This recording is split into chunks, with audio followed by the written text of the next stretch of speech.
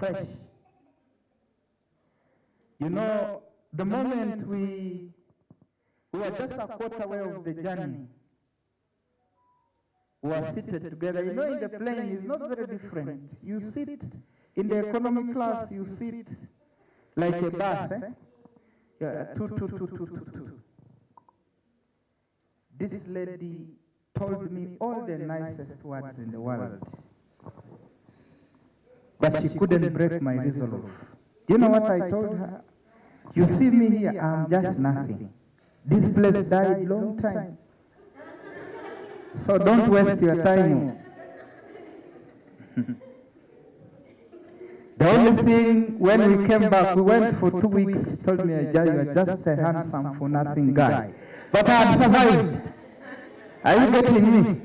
I had survived the onslaught. So you need to be tricky, even as girls. If a rapist comes to rape you, are you getting me? Don't be anxious. Relax and even tell him, you just want this. Okay? You know, if you want to enjoy me properly, let me massage you. Tell him I want even to cut you across member and see how it looks. When he relaxes, you squeeze the balls. As he falls down, you are taking off. You have survived. But the mistake you people do, you collapse even before the pussy eats you. See? You need to be intelligent. Yes, you need to be what? Intelligent. And when you are running, you don't run towards the bush. You run along the road because somebody can rescue you along the road. See? You pretend like you want those things. And you hit. Or you even relax and say, can I feel you? Are you getting me? And you move your teeth towards his breast. And you bite that breast. His energy will be gone. And you would have succeeded. You see? But now when the man comes and you begin removing your clothes alone, he will say, this one. You see? So be careful as young people. That's life, and it happens. Not everybody who comes closer to you is a good friend. There are also those who are interested in other things. Mr. Mande, I saw your hand up.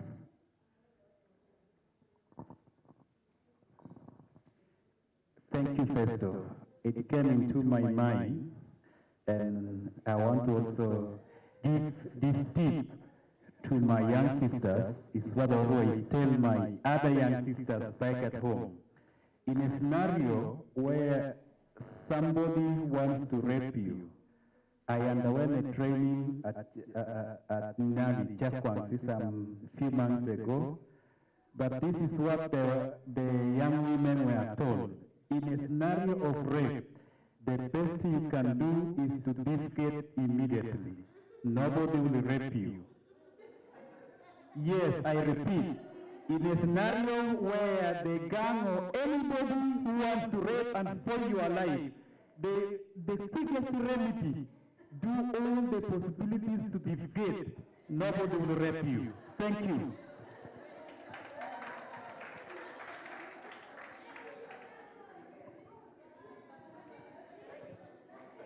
Oh yes! Whether you have a trouser, whether you are what, defecate, no man will ever rape you. That's an opportunity to survive. Go and clean yourself later when you survive all the mess. Yes. That is what the UPDF do, and whoever is an army officer, police, cadet, whoever, that's a trick. Thank you, Festo.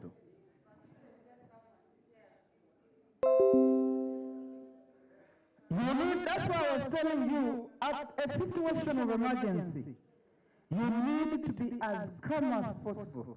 Because when you are calm, you are looking for an exit strategy. But when you are frightened, know that you will not even be sinking. You will have collapsed. Be calm, like nothing is going to happen. When it happens, of course, sometimes you can be overpowered. Please rush to the nearest health facility. There is what we call post-exposure prophylaxis. They will give you care and treatment. They will also collect evidence. You may be knowing the culprit. We just need that medical evidence that somebody had carnal knowledge on you without your consent, and that person can be apprehended.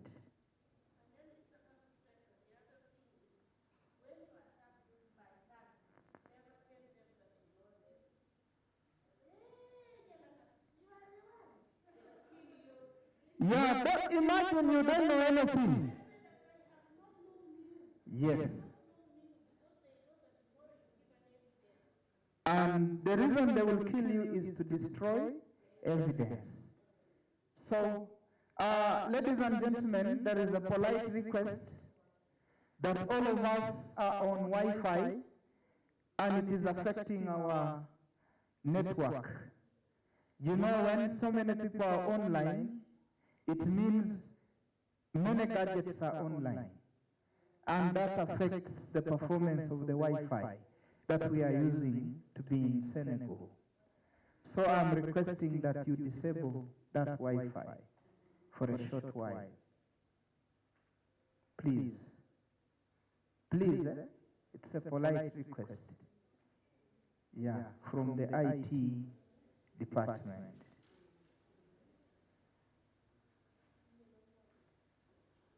Yesterday we left when we had questions. I hope you digested the questions. I told you today they will be capturing young people's voices. Tell us what you learned yesterday, what you're going to do back home. Are you getting me? We don't want this knowledge to reside here. What changes do you want to bring to your community in the campaign to accelerate the ending of female genital cutting? And by the way, love yourselves. Don't be the ones going to be cut. You have seen now. That body part is the accelerator of a woman. If you don't have it, it means the whole system is disabled. It is served by more than 1,000 capillaries, by the way. And that's why when it is cut, it robs away your dignity. That is now the original woman, by the way. Okay? So msiwache. Kinga kabisa. Yes. You are allowed, please. Can I just send the microphone to you? Please help us send the microphone. If you have any question, this is the time for us to discuss questions.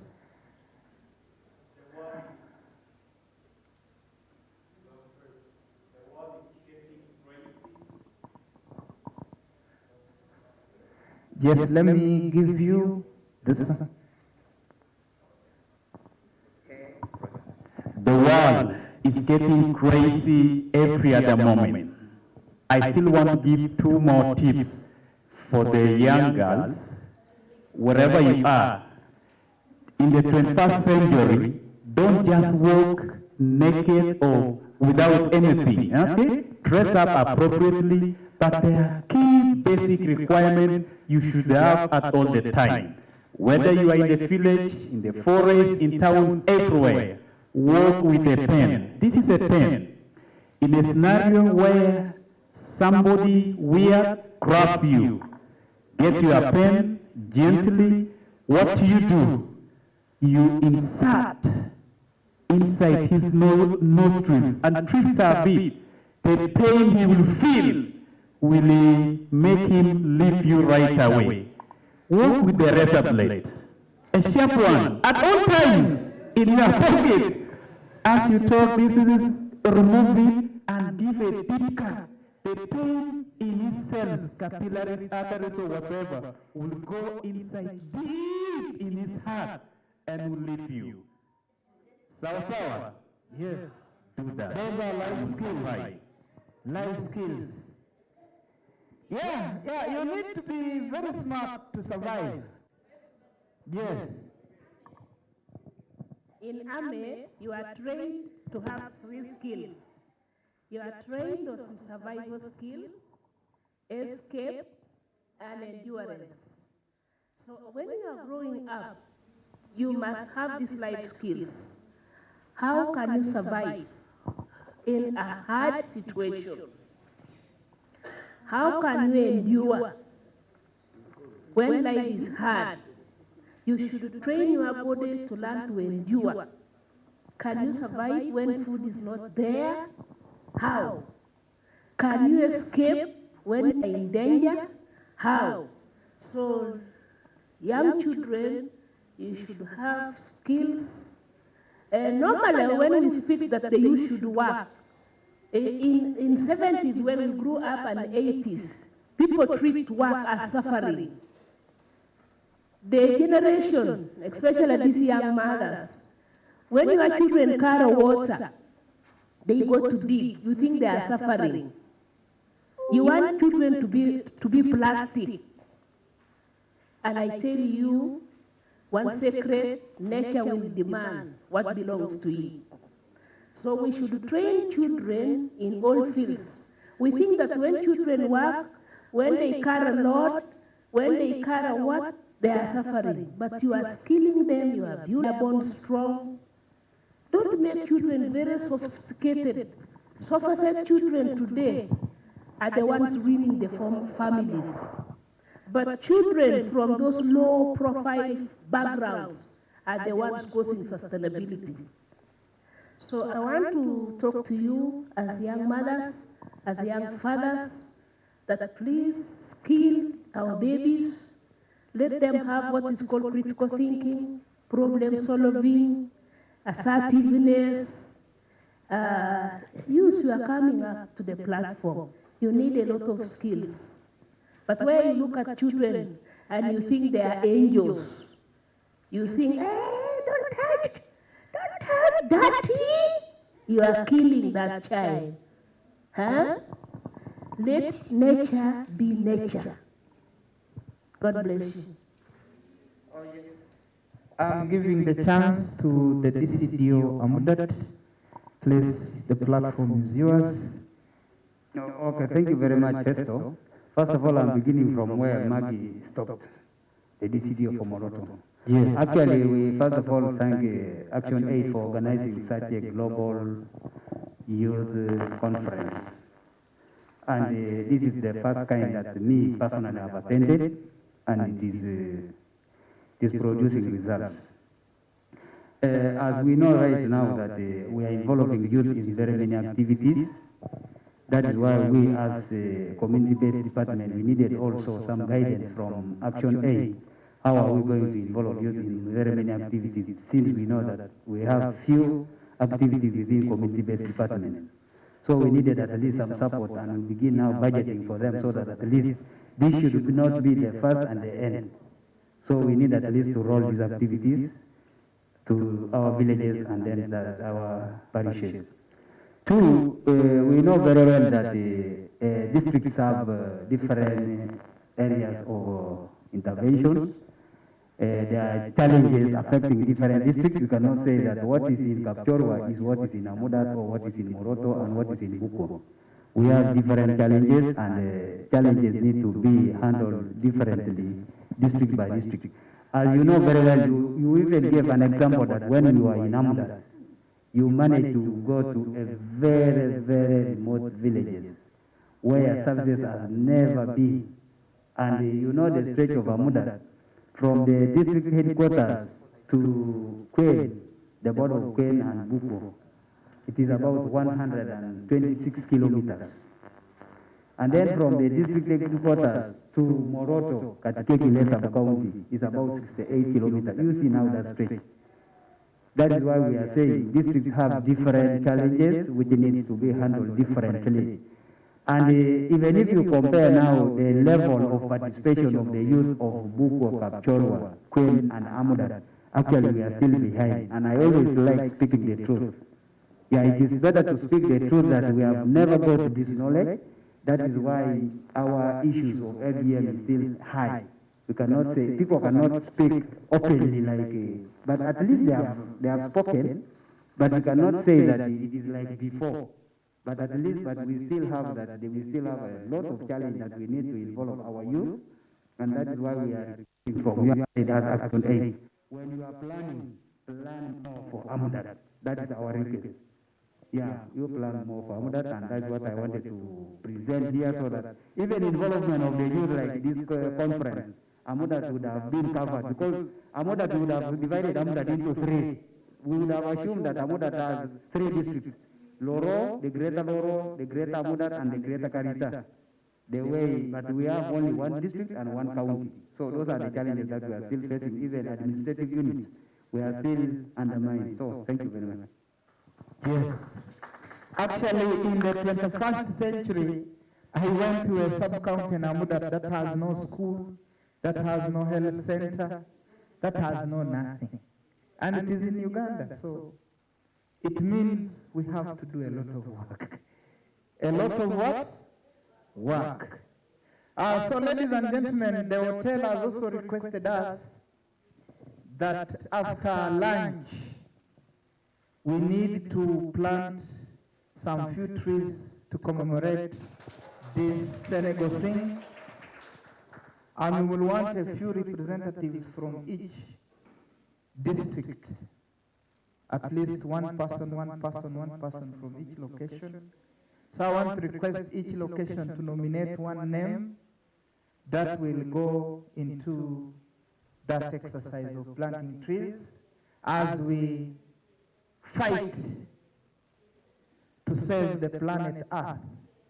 Are you aware that the climate change summit is taking place in Glasgow, in Scotland?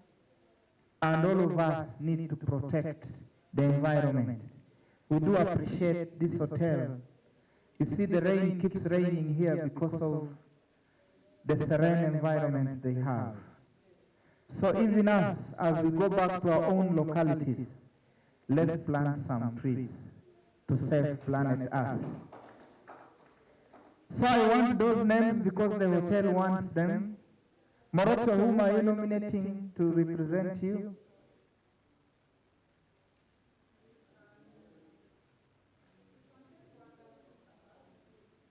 Yes, what is her name? Help me with your pen, Mama. Side your pen. What's her name? Spell for me. Okay, Betty Lokonga. Okay. That is Moroto. Amudat. You're nominating who? Esther who? Chepkorkor. Great. Esther Chepkorkor. Buko. Chemtai Joan Buko.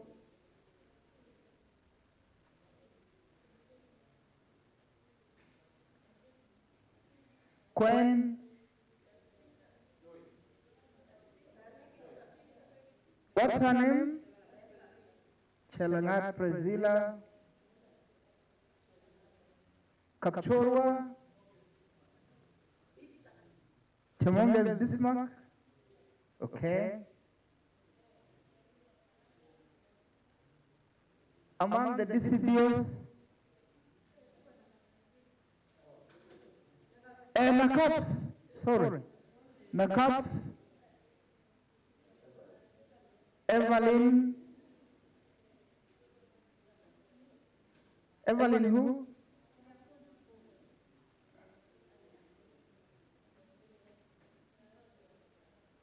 Okay, 1, 2, 3, 4, 5, 6. All the DCDOs qualify from the ones present, because I was told they need 12 people. So all DCDOs, please don't disappear. We need you to plant the trees after lunch. Yes, that is your name, sir? Dennis Nakapetrit. Maggie Moroto. Harriet Kapchorwa. Michael Amdat. And then Shiba, you will be there on behalf of ActionAid. Then Rose Quinn. If Rose does not come back, you will step in the shoes. Okay, Irene Buko. Aye. These are 1, 2, 3, 4, 5, 6, 7, 8, 9, 10, 11, 12, 13. I can politically defend this 13. You know, I'm a lobbyist. For me, I was voted long time. They said I will be there. Then the media will be there also to take a few pictures. Are we about to go to Senegal? What does the picture tell us? Check. Check, please. Probably the young person has a story to tell. We can give you a platform, yes. Okay. She has a question that all of us must answer.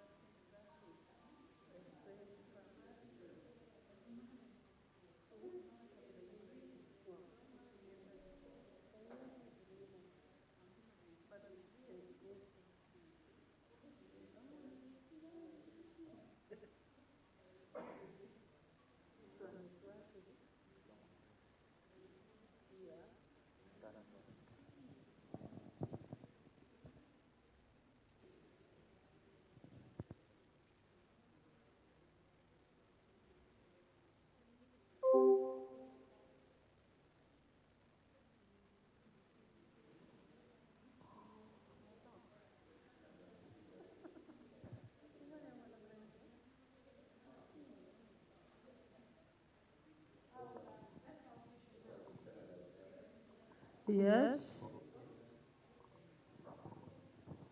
Good morning once again. I have a thinking question here.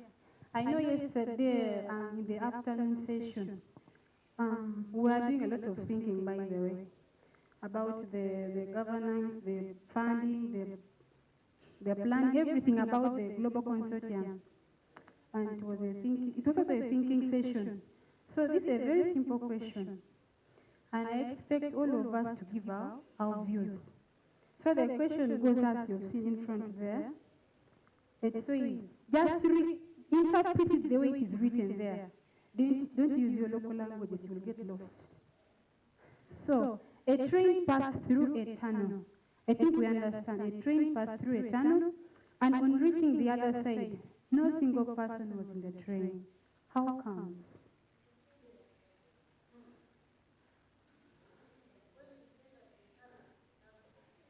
Just read it, just read. I don't know.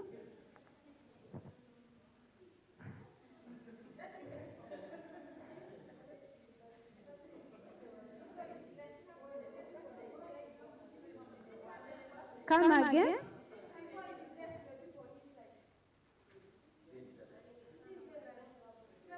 Yeah, I think of course, I think it must be having passengers. So you analyze every statement, please.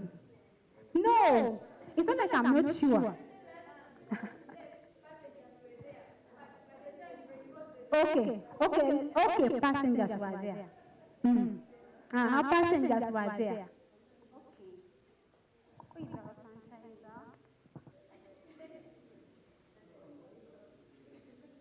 Not a ghost question.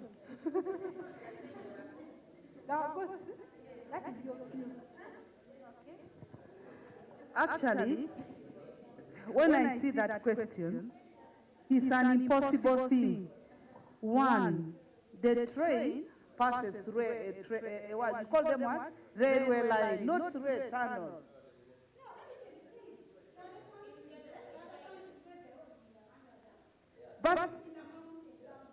But still it has a line. It has a line where it has to go through. It just doesn't pass through the tunnel. So for me, it's an impossible thing. To the Muslims here, I'm sorry to mention this. It's like saying someone came and slaughtered a pig and took away the skin. Does it have a skin? Those are impossibilities. Some people eat it the way it is.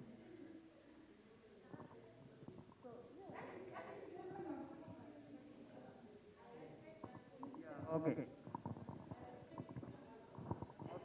For me, I can say that since a train always is supposed to have at least maybe a driver, so which means the train itself was not there and the tunnel was not there.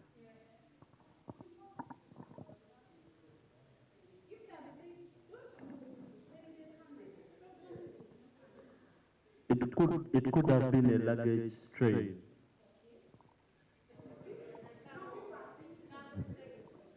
Anyone else?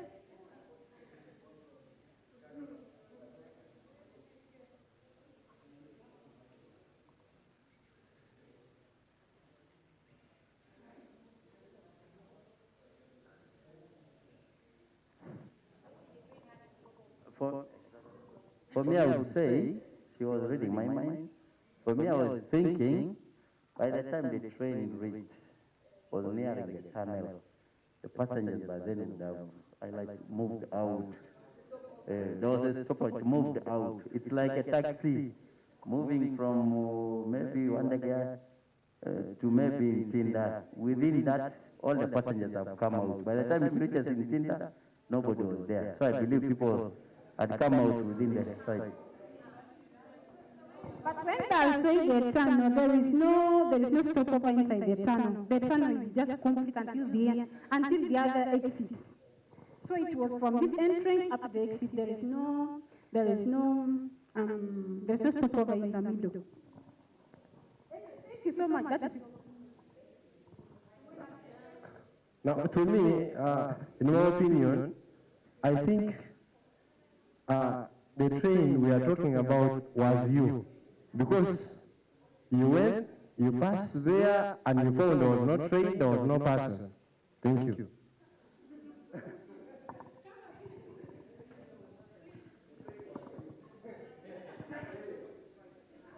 Okay, to my own opinion, I think the way I think, it's like the train was supposed to take off, then at the end of the day, nobody was inside and the train remained in that same position.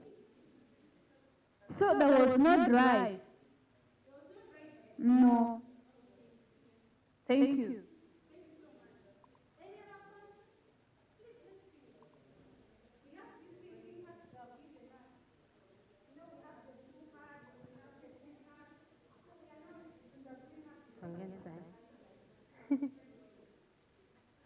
Okay, thank you. Then I understood this question is indirectly.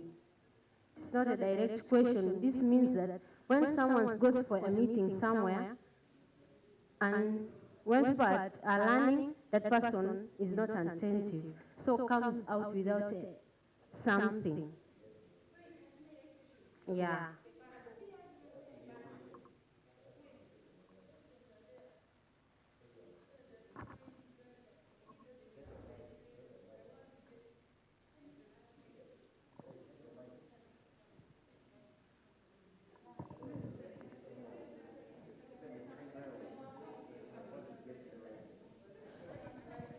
Okay, our questions are there. I think the other one, it's just an opinion. Even the train driver was not in the train. I can assume there was no driver. Then the other question was the train driving itself. No, the driver was there. It has people from the first point. Yes, there were people. It's a parable.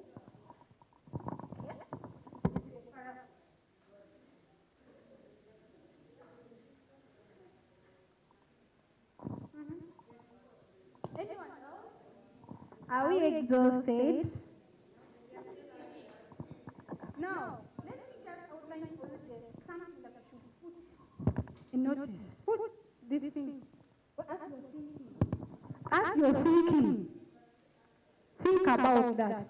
It's too much. Eh? But even I haven't heard your opinion, this video capture. You haven't given me your view. Are they like the same as yours? Karamonja, I think you're really thinking, eh? You're about to get an answer, right?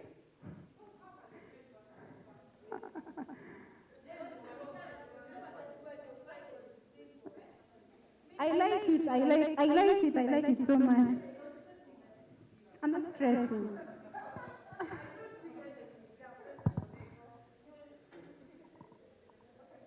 To me, as the question goes like that, at times you can be reading something, but it is interpreting something. Maybe we came here, we learned, but when you're going home, you go and you've forgotten everything. You go with your empty what? Empty head. You don't have nothing to take back into the community. That is what I think.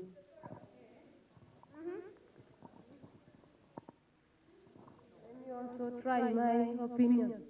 To me, I think that that train was having the passengers, but in that state where you've rounded single, that means we are going to eliminate that word single. Then we leave the thing like that people were there. We are sure the train went, crossed, and people reached the other side. Okay, thank you. I see people are reasoning really. They're even about to get there. You're about to get to the, yeah. You're done, eh?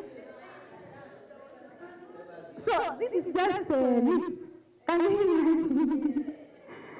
Okay. Now say a train passed through a tunnel, and on reaching the other side, a train passed through a tunnel, and on reaching the other side, there was no single person was in that train. How comes?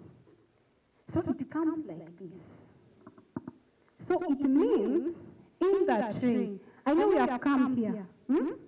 We have come here as young people who are not engaged, and we are also women who are engaged and men. Not so. Am I speaking something there now? So it means in that train, all the people were double. It means like there was a husband and there was no single person. Simple. No, that is it.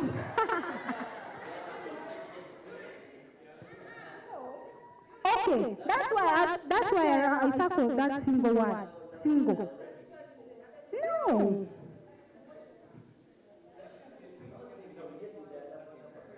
No, it means that they were in a pair. You can let me put in that. They were paired, yeah. Yeah. There was no single like unmarried, they were paired. Anyway, thank you because at least you have been thinking.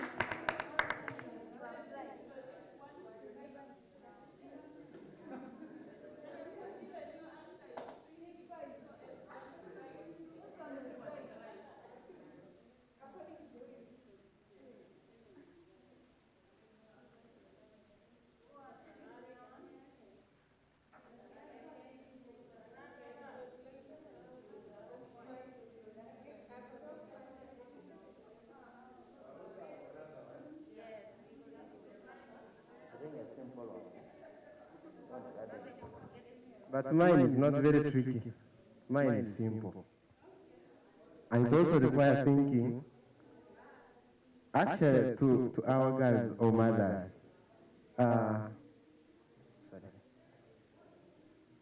here is the situation. Yes. We are hearing. Are we together?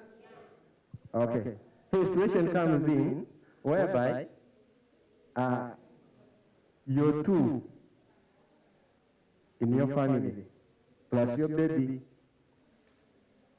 Please understand this one. You're two in your family plus your baby, making how many? 3. Your husband went for a journey.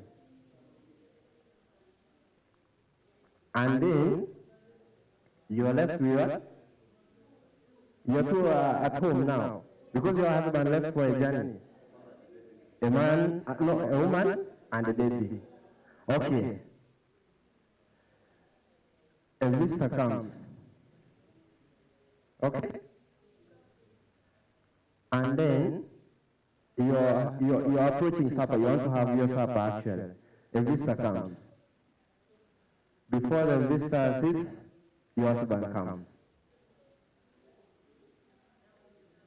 You had prepared your supper as a woman for only 2 people. But a visitor, of course, you know issues of visitors. They come out of surprise. Also, husband comes out of what? Surprise. A question comes in. You had only prepared 1 plate of food to share with your baby. Which one will you serve?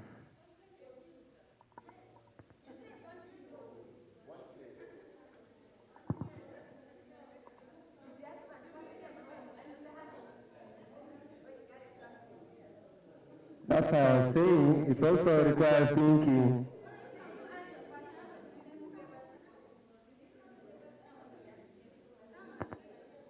Okay, let me repeat it once. That's why I was like, I need your attention, please. A situation comes in, you are 2 plus your baby, making us how many?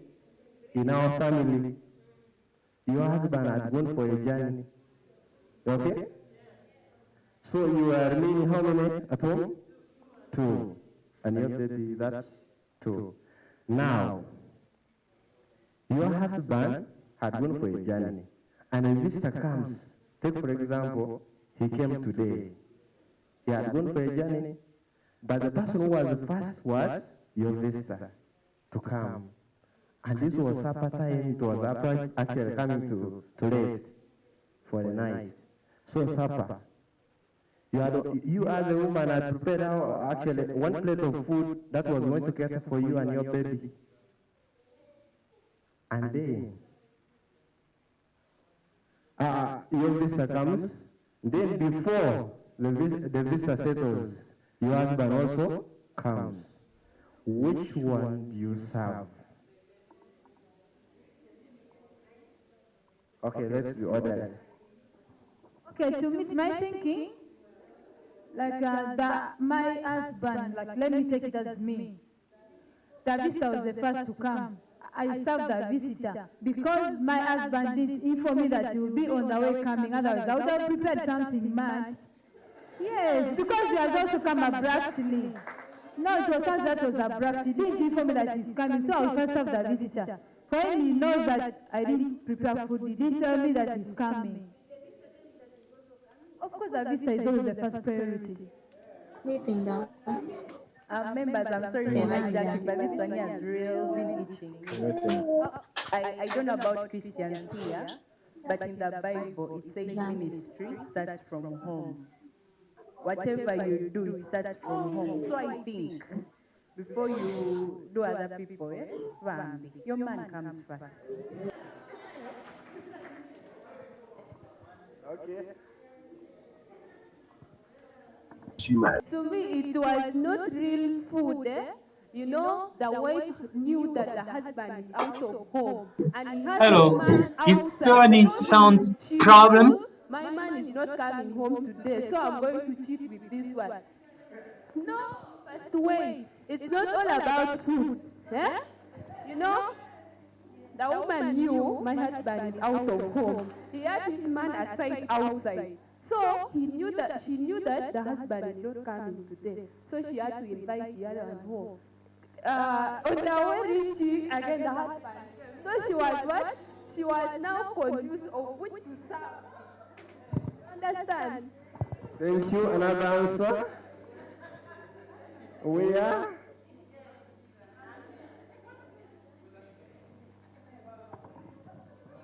According to me, dear colleagues, that story teaches me that you should not limit the food in your home when you cook. Don't cook for 2 to 3 people. And yet, you know that emergencies are there. You might receive some visitors from somewhere, even at night. And also, those children of yours need something which remains at least.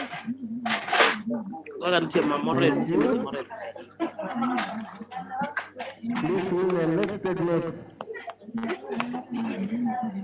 I am telling this to the youth. I'm telling this to the youth. All the food in the home is for the husband. I think we are now challenged. Mothers, youth, another tribe. Hello, members. I want to ask my friend here. When the husband went for the visit, when he came back, did he carry home something or he just came empty-handed? Coming with a camera doesn't mean I should bring bread. I can also bring something more than bread. Okay? Any other answer before I wind up?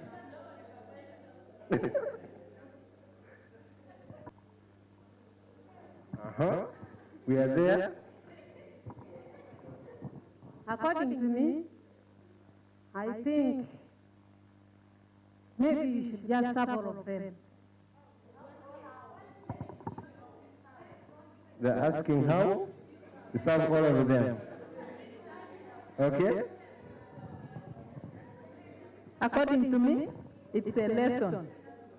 To me, it's a lesson. Like we young women who have just gotten married, we like cooking little food. So it's a lesson to me. I learned that you can teach yourself, like from your real home where you came from. Mommy cooks enough food whereby a visitor can come and find food. So I've gotten a lesson that we as young women, we don't need to cook little food which is only enough for us. You get prepared for anything because you start preparing early, but at lunchtime that's when the visitor comes. You don't prepare that the visitor comes in the morning, so you prepare food early which is enough for more than that number. So it's just like when a mother has just born a child. In your home, you are now that one who is to be taken care of. But you want people to bring for you sugar, that's our milk. Yes, that is fine. They will bring for you. But I tell you that time when that person will come and sit in your home, you will not expect that person to go with dry mouth. Even you in your home, they must eat something first.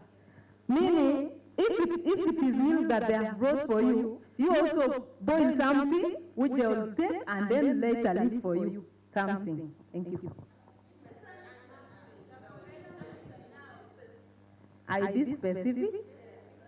I'm on the side of the food. I'm meaning prepare enough food and serve all. Okay, thank you very much for trying. I think we have now taken a lesson. Maybe the last one. Thank you so much.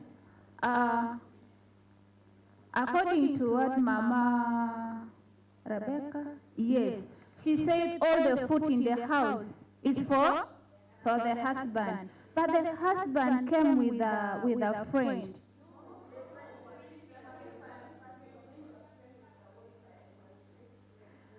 Mama, I don't think all the food in the house is for the husband.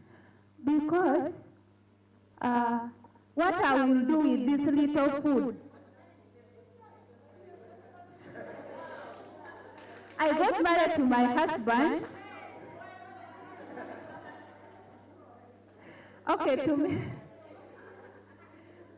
I'm even debated here, but the reality is that with this little food I serve to my husband and a visitor, and yes, and I remain. They share the same plate, but okay, let me clarify something. There is this food specifically for my husband. This cooked food I will give the husband and the visitor, but the food is me. The preparer is another food, so this food is only for the husband. Very interesting. I think give Caesar what belongs to Caesar. Give my husband the prepared food. The visitor, you know where you are coming from, you know what you came to do, but not the food. Thank you. Maybe lastly. Yeah, I think that has been very interesting. Of course, with that case, when you, like now, we talk about the food, here we need to secure the future. You know, the visitor came from nowhere, and you also need to sustain the family to keep everything going. So you have to deny the visitor the food, and you let things go. My friend, don't you think it's unfair to deny a visitor food? Okay, this is the answer. Thank you very much. I'm very sure I've challenged everyone, but some of you tried. The answer is, there is no shop that sells a good name. There is no shop that sells a good name. Understand? What I'm trying to say is, please, take the first priority to a visitor. Because you and your husband can understand the situation you are. Thank you. That's why I say you tried. Thank you very much. Actually, the answer is there. Thank you. Okay. Can you give yourselves a round of applause? I've now seen leadership skills coming in. You see? I remember telling you that in these 3 days, you will leave this place different. And it's only your mouth that can save you or sell you. And the advocacy we are going to do definitely requires our voice and the skill. So I see the skills coming up critically. And we really appreciate this engagement of 3 days. Yes. Whose question was that? Yes, come.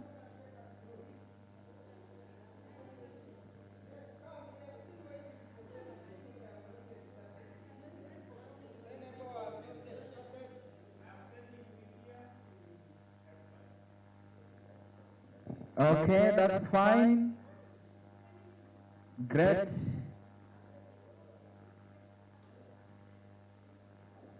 Thank you. Good morning, members. It's already afternoon. Wow, time flies. Well, I also wanted to tickle your brains a little bit, and this takes us back to class. You still remember your English of primary? About the conjunctions and those things, Now, if I'm to become your English teacher, can you use the word because in a sentence 3 times? Why? Depending on the sentence? Which sentence? But it's possible. In one sentence, it can't be used unless it's like paragraphs. Maybe the first paragraph you can use it, the second, the third you can use it. Not in one, no, it can't. It's wrong English. It's wrong English. But I thought in Uganda everything is possible. It's not possible. It loses meaning. But I believe it's possible. Huh? You want to try? Okay. I think because cannot use because is I'm trying. You listen. I'm trying to figure out something.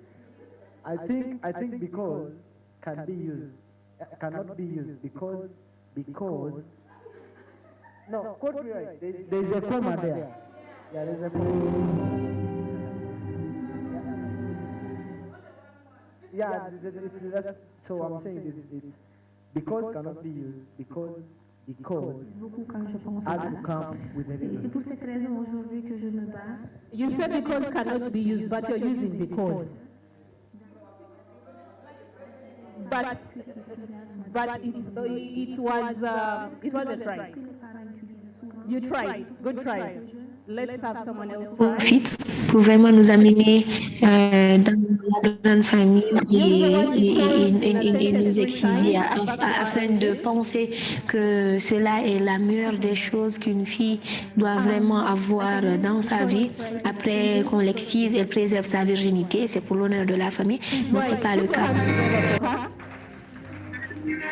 She used the word because is a conjunction. Amen? Okay, thank you. La pratique de l'excision, parce que ça empêche la jeune fille de s'émanciper, ça empêche la jeune fille d'avoir confiance en elle et elle pensera toujours qu'elle a un problème. So let's listen to that. Pour résoudre cela, il faut qu'on coupe une partie de son corps pour qu'elle ne soit pas un problème. C'est ce qu'on a mis dans nos têtes, c'est une pensée, c'est une idéologie qu'on nous met dans nos têtes depuis l'enfance. Et nous non seulement moralement, mais aussi physiquement. Donc il est temps vraiment que les choses changent. Si on veut avancer, si vraiment on veut que les droits des femmes soient une réalité, une activité partout dans le monde, il faut mettre ça. Ce qu'ils ont mis là, le réseau des jeunes pour la promotion de l'abandon des NGC, c'est pas très clair comme message. Dañu boole ñaari affaire promotion ak abandon. Parce que moi Jérémy, non ça dire moi Jérémy. Non, c'est du français, mais je dis c'est confusion message.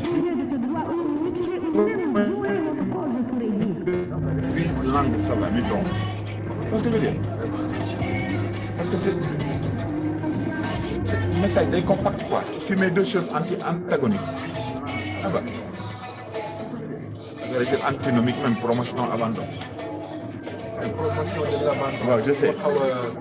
Promotion de l'abandon, c'est du français, mais c'est un message. Tu peux dire, on n'a capté sur promotion. Donc tu élimines promotion. Tu parles juste d'abandon. C'est ça ton focus. Le message de quoi? Communication. Généralement, votre promotion.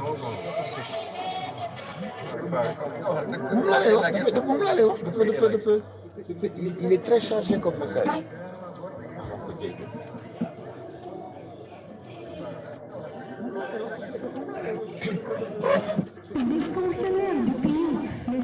Mais seulement si on nous laisse continuer les études, seulement si on a confiance en nous, seulement si on nous laisse réaliser nos rêves. Seulement si on a confiance en nous, seulement si on nous laisse réaliser nos rêves.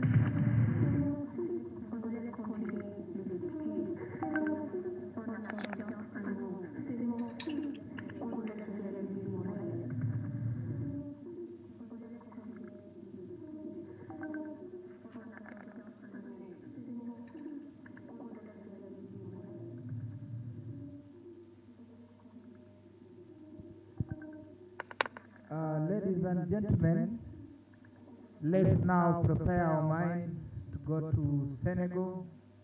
But as we think, as we prepare our minds, we need also to be thinking of our next action plan.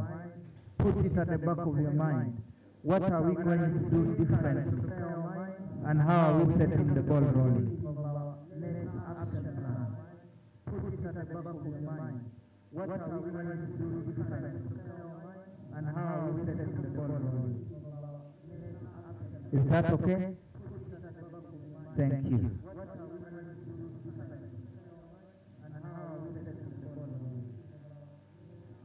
Is that okay? Thank you.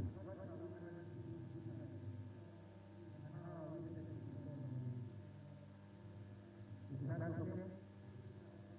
Thank you.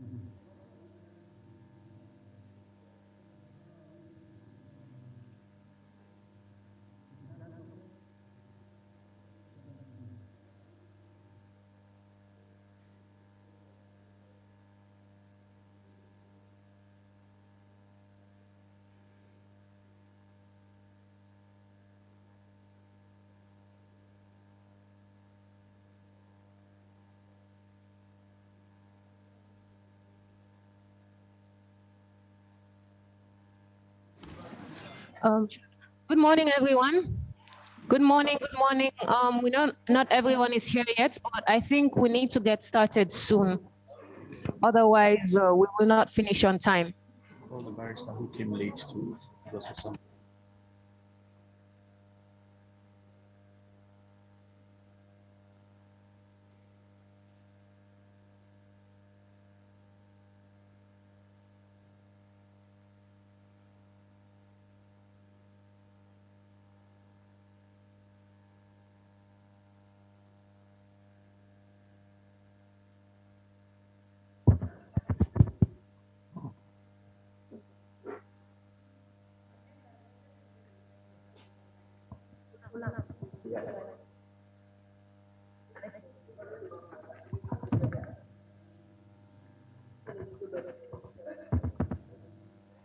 Bonjour. Est-ce qu'on a froid? Est-ce qu'on est bien réveillé? On a bien dormi? Bah, je vous entends pas. On est jeune, non? Voilà, c'est ça. Alors, bonjour à tout le monde. J'espère que tout le monde a bien dormi. Well, I hope you have had breakfast so that we can give the best of ourselves now that we are at the end of our workshop. Please ask those who are outside to come in because we are about to start. We are a bit late. So we have to hurry so we don't waste too much time. Are the rapporteurs of today present? Are they here?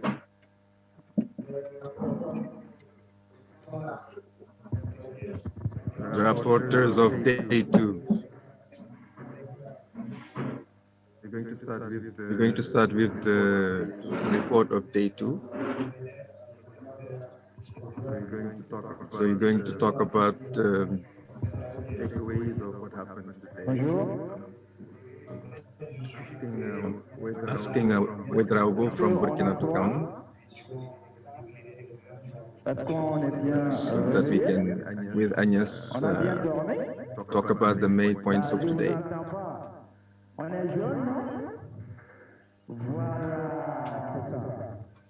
Alors, bonjour à tout le monde. J'espère que tout le monde a bien dormi. Well, I hope you have had breakfast so that we can give the best of ourselves now that we are at the end of our workshop. Please ask those who are outside to come in. Bonjour à toutes et à tous. Hello, everybody. So we have to hurry so we don't waste too much time. Are the rapporteurs of today present? Are they here? Bonjour. Hello, everybody. We're going to briefly present the main points of what we did yesterday. Report of day 2. So we're going to talk about takeaways of what happened today. Asking whether I'll go from Burkina to Ghana.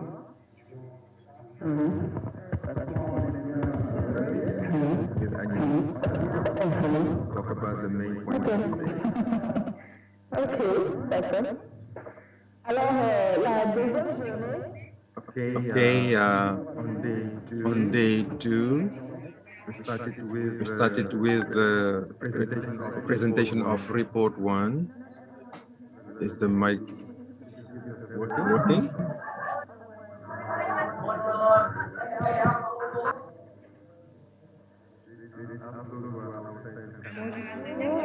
So on day 2, we started with the presentation on the report of day 1 that was read by the participants. Then there were discussions and brainstorming in plenary session on the challenges. Hello, everybody. We're going to briefly present the main points of what we did yesterday. Not settled. On peut continuer? Can we start? Thank you. Then there were discussions on brainstorming in plenary session on challenges and proposals from the youth for phase 4. So 4 big groups were put in place: the Francophone, the Anglophone, and the Arabic group. It lasted 2 days, all day. After the break, the regional coordinator of the program made a summary on the phase 4 for 2022 and 2030. The young must become agents of change. They should be actors and beneficiaries. We shouldn't let anybody behind, and we should include everybody, especially vulnerable people. So these are the objectives of phase 4. Then there was a presentation on how to form the global consortium that was presented by Natasha Aris. So this enabled all the 3 groups to carry on the work on the development of the different parts of the terms of reference that should be the basis of the consortium. So the presentation by the groups put an end to that day. So the results were given to the organizers. We don't want to come back to the different information or data from the group documents. Thank you. So yesterday we started the day with Harun, who came and gave us an update of the previous day. And then we moved into groups according to our language and also similarity issues in terms of FGM, where we went into brainstorming and coming out with strategies and strategies that would help us in phase 5. So afterwards, we came back to the hall. I don't know, when we came back to the hall, the various groups presented. So for English, they came out with different strategies, and French, and then the Arab region. Then we presented it to the House. Then Mary gave us snobs of how phase 5 will look like. And she also advised us to come up with initiatives that is business unusual approach. Then she made us understood that there was a need for us to understand that in terms of driving the strategies, there was a need for us to understand that in the midst of COVID, in the midst of other pandemics that we don't foresee, we have to come up with different strategies and ideas that would provide different solution in ending FGM by 2030. And then we had another session from Angal, the Uganda lady, who took us through in terms of what kind of groups we wanted to, when we are coming out with the groups that we wanted to drive in terms of what we should look out for, whether membership in terms of age and all that. Then the next session we had was to go back into our groups and now come out with the key strategies. So I'm sure I captured everything if I didn't leave anything out. Merci bien. Alors, donc, ce sont les rapports. So these are the few reports of yesterday. They were respectively done in French and in English. Are there amendments or contributions with regards to what has already been said? Is there anything that the rapporteur have forgotten? They said it was a summary, so it's really a summary. So a lot could have been said, like the different breaks, but it's really a summary. Is it okay? When nobody speaks, it means that everything is okay.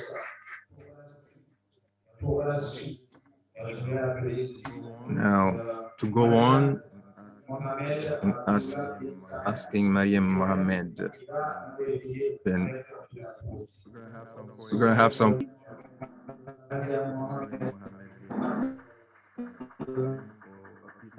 with Mariam of poetry.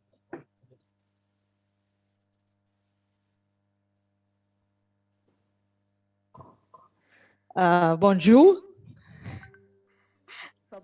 صباح الخير بالعربي. صباح النور. How are you today? Okay, this poem, I wrote it when there was a story, a case in our country. A woman was burned because of her husband. He put some gas on her and burned her. Okay, and then he took her to the hospital saying that I came to my house and found her like this. Okay, it was a big case, and her brother, her own family, said that we should cover this and will not go public with this case because they want that not accusing the husband. It was a big case. Her uncle who stood next to this and tried to go to the trial, and it was a big thing. In the end, he was not her husband. He was not judged or criminalized or went to the jail. So the case is still on process, and I was very angry. And her children, I was thinking about her children, about every woman in our country, that anything will happen to her by her family, they can escape it in term of a case of honor. The trial or the court will make the man free because it's a case of an honor. So the name of this poem is Aya Hariki, means, oh, you who burned me. Okay, it's in Arabic language. تخر قوايا تنزف أعضائي ينكسر أنفي أرى الله في السقف أو أرى الله في الأعلى أناجي ربي والجلاد يزمجر أنا سلطانك القوي القويم عليك وأنت لفاف من طيات خطيئتي عظامي تقرقع أنتفض أرتعش أصرخ أهرب أبكي أرتفع أتسع وأخيرا أصفر أحمر أسود والفتيل يشتعل وأراني نارا وجثة تتألم أترقق ولا تنقذني أيا حارقي أيا حارقي وقاتلي أيا نصف ديني وكل مجرم حقي بالحياة انعدم أفلد بجلدي ألتسخ من جلدي أنا اللواتي وهن وأنت ونون النساء وتاء المؤنثة المغيبة المنشقة الضعيفة المرتبكة المنكسرة بلا عار أعزني بعاره المغري لا غفران يعفو قضيتي وشظايا ضيمي ما تزل تحرقني هو بالتهمة مجرما عليه لعنات السماء بلهيب جهنم. That's all. Thank you.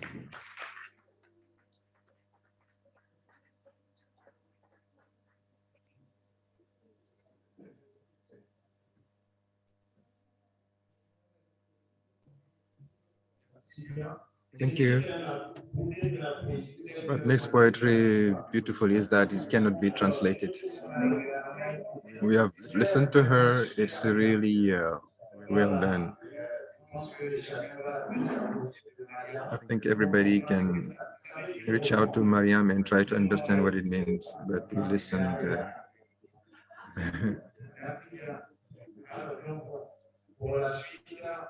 Now, we will ask Agnes. We will ask Agnes to come here and talk about the topic of mindfulness, how to take care of your mental health. Agnes, are you ready?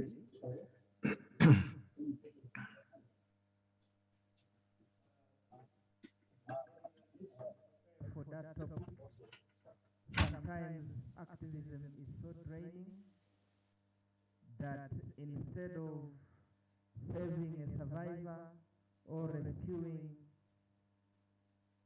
a young girl, you end up being the victim. So sometimes we need to take care of our psychosocial challenges that come with activism.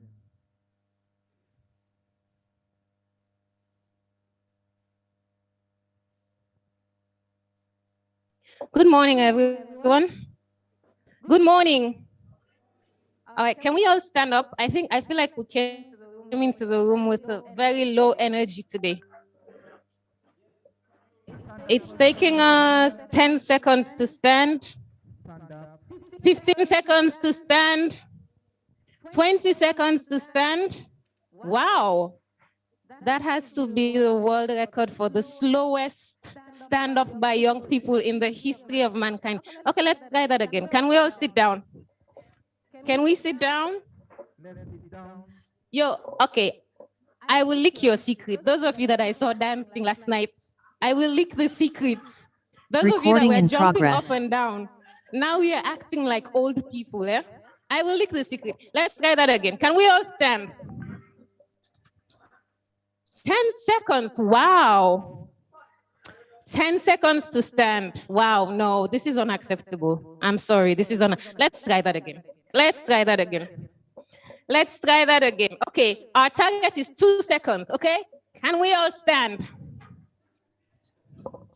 6 seconds. I'm sorry. That was 6 seconds. All right. One more time. Huh? We're aiming for 2 seconds.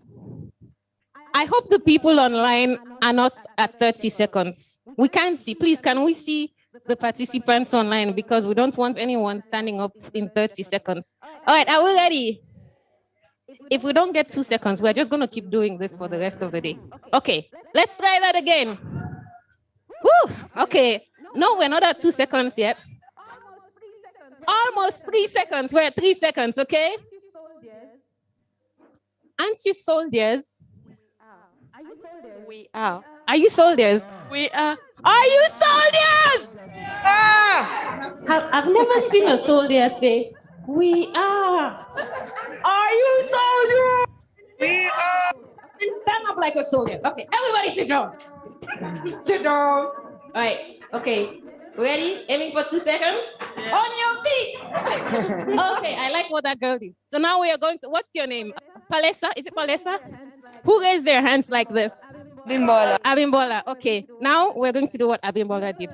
You know who knows what a Mexican wave is? A Mexican wave is someone starts, sits down and does this, and then the next person does it immediately after, and then the next person does it immediately after. So it looks like a wave. Okay? Okay? So all you have to do is raise your hands like this, and then do it immediately after the person in front of you.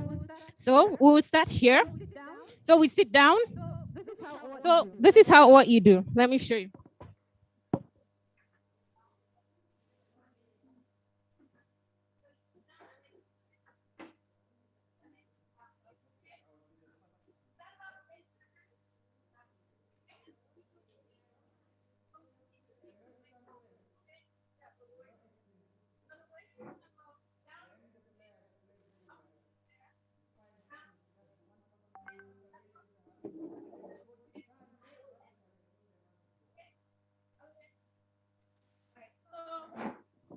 Are you ready? All right, let's go. Keep it going, keep it going, keep it going. Keep it going, keep it going, keep it going, keep it going, keep it going, keep it going, keep it going. And again, and again, and again. Keep it going, keep it going, keep it going. Bring it back around, bring it back around, bring it back around. Bring it back around. Uganda, we can see you. Keep it going. One more time. One more time. One more time. Keep it going. One more time for the last time. Keep it going. One more time. One more time for the last time. And can we give ourselves a big hand? Awesome. Good job, huh? I feel like finally now we've woken up. Please, I want to see what Uganda is doing, huh? Uganda, did your wave survive? Okay. Okay, so ladies and gentlemen, morning. We really want you to leave here with energy, please. Please don't come and eat and then, we talk a lot and then you go. So that energy, that I am a soldier energy is what we want you to go with, okay? So this session actually should have been done yesterday, but yesterday we did not manage our time well. So I have to step in. Remember Natasha? Who remembers Natasha? Okay, the lady from ONGAI, okay? Not UN Girls Education Initiative. So who's my assistant in this presentation? Arunav. Okay, can we go ahead? Today we're gonna talk about mindfulness. So most of you in this room, you've been working on FGM for many years, not so? Not so? You're familiar with it? It's a heavy topic, is it not? It is, no? You start talking about FGM and people are like, oh my God, and then they want to change the topic, not so? But you have to constantly be faced with that every day. So how do you protect your mental health? How do you protect yourself from becoming discouraged? Because sometimes you hear about cases and you just get so depressed. Not so. Is anyone from a country where someone has died from FGM? If someone has died in your country from female genital mutilation, raise your hand. You don't have to know them, but you got a report. It was published that there was a death, an FGM-related death. You see? Nearly half of the room, not so. Even in Sierra Leone, I'm from Sierra Leone, we've had quite a few deaths in my country, young people dying. And then you hear about a 12-year-old girl who had her whole life ahead of her, who now suddenly doesn't exist anymore. Why? For a practice that has no benefit, that will have added absolutely nothing to her life. You hear stories like that, and how do you feel? How do you feel? Talk to me. How do you feel when you hear something like that? Put on your mic. How do you feel when you hear something like that? Angry. Angry. Devastated. Devastated. Frustrated. Frustrated. Keep it going. How do you feel? Sorry, I didn't catch that. How do you feel? Very sad. Very sad. Not so. Go ahead. Put on your mic so the online participants can hear you. Depressed. Depressed. Not disgust, actually. Disgust. How else do you feel? Shocked. Shocked? Yes. If Sorry? in grief, like, very sad and disturbed and mourning and confused and stressed and everything that is. Exactly. In grief, not so. Maimuna, you were saying something? Helpless. Sad and helpless. Anyone online wants to comment? How do you feel? I feel angry and sad at it. Exactly. Nobody has said anything good. Does anyone feel happy? No. Do you feel relieved, like, oh my God, I'm so happy, my culture is being upheld, I'm so proud? Does anyone feel like that? No. So imagine you're constantly faced with these negative feelings because you work on these issues. It's important not to get desensitized. Does everyone know what I mean by desensitized? Right? Because you're dealing with these issues every day, that it no longer means anything to you. Oh, somebody died. Oh, that's too bad. Let's move on with our life. You need to hold on to that anger because that is what will bring change. If you start getting desensitized, oh, that's really unfortunate, but what can we do? People have been dying since centuries.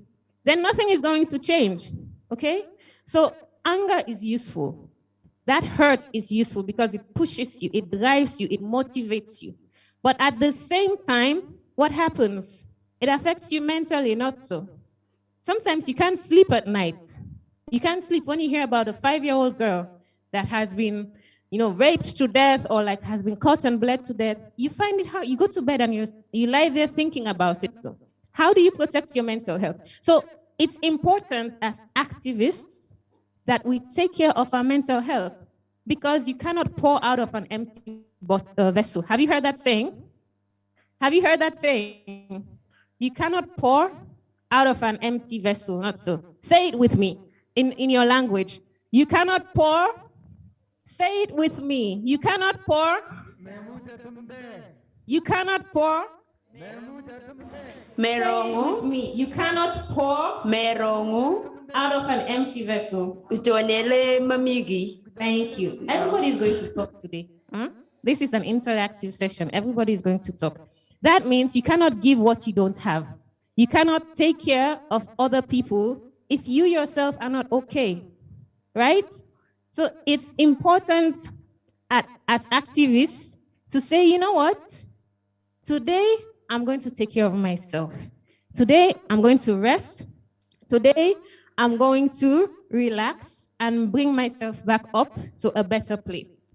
And this is revolutionary in a culture where you have to always show that you're doing something. You have to always be active. You have to be exhausted all the time to prove that you're doing your job, to prove that you actually care.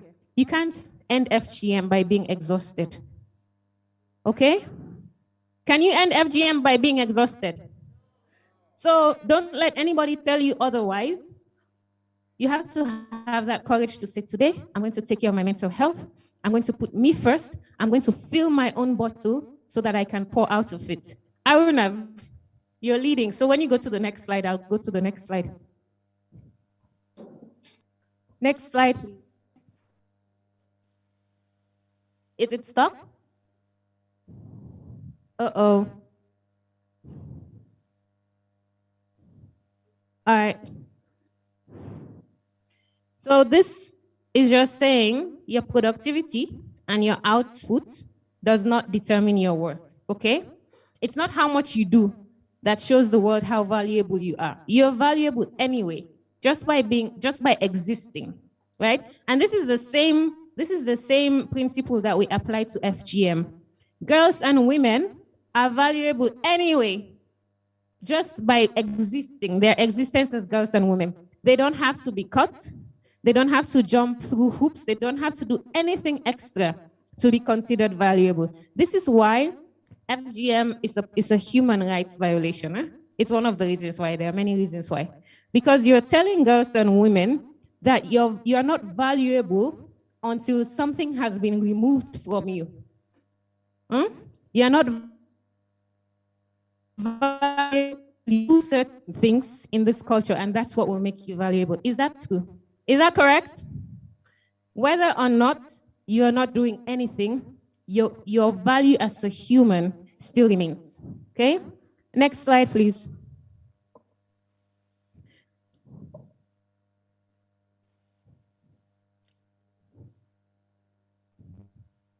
So we really need to talk about mental health, and we should normalize it as much as we talk about our physical health. If someone has a headache here, they'll feel so comfortable saying, oh, I have a headache, I'm sorry, not so. It's nothing to be ashamed about. I'm sorry, but my stomach is paining me. I'm sorry, but my arm is hurting. It's normal, not so. So why can't we talk about mental health the same way? Why can't you say, you know, you have a meeting to attend, you have to go and meet with religious leaders. That's very important. But you can also say, I'm sorry, but I'm not feeling good today. I'm feeling depressed.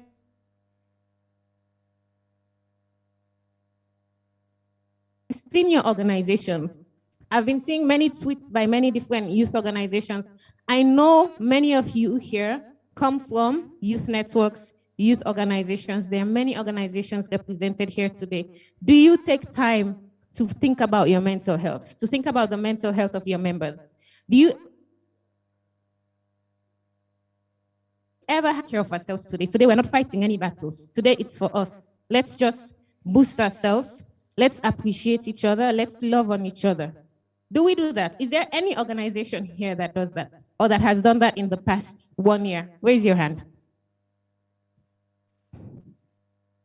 Yes? Is that, what organization is that? Put your mic on.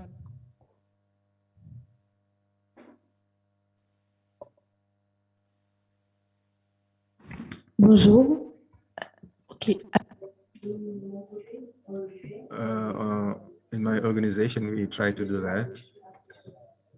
But this is due to many factors. I'm in an organization that fights against child marriage, rape. That's why people are sent to prison. In society, people target us and we feel like giving up. People tell us that we send people to prison, that we encourage debauchery, that we encourage prostitution, and so on. So sometimes we just want to give up, that we want to do something else. We're doing it. And people do not understand it. The people do not understand what we do. So sometimes we think what is really important is to think about ourselves, try to be more confident. We don't need to be appreciated by others. Sometimes whenever you go, people target you, they push you around. They think you're good for nothing, that you're just here to serve other people. So we try to organize personal development sessions. We organize meetings. Given that we are all busy doing actions on the ground, we organize outings, we work together. So we need to help each other, support each other. If others do not help us, we should do that by ourselves.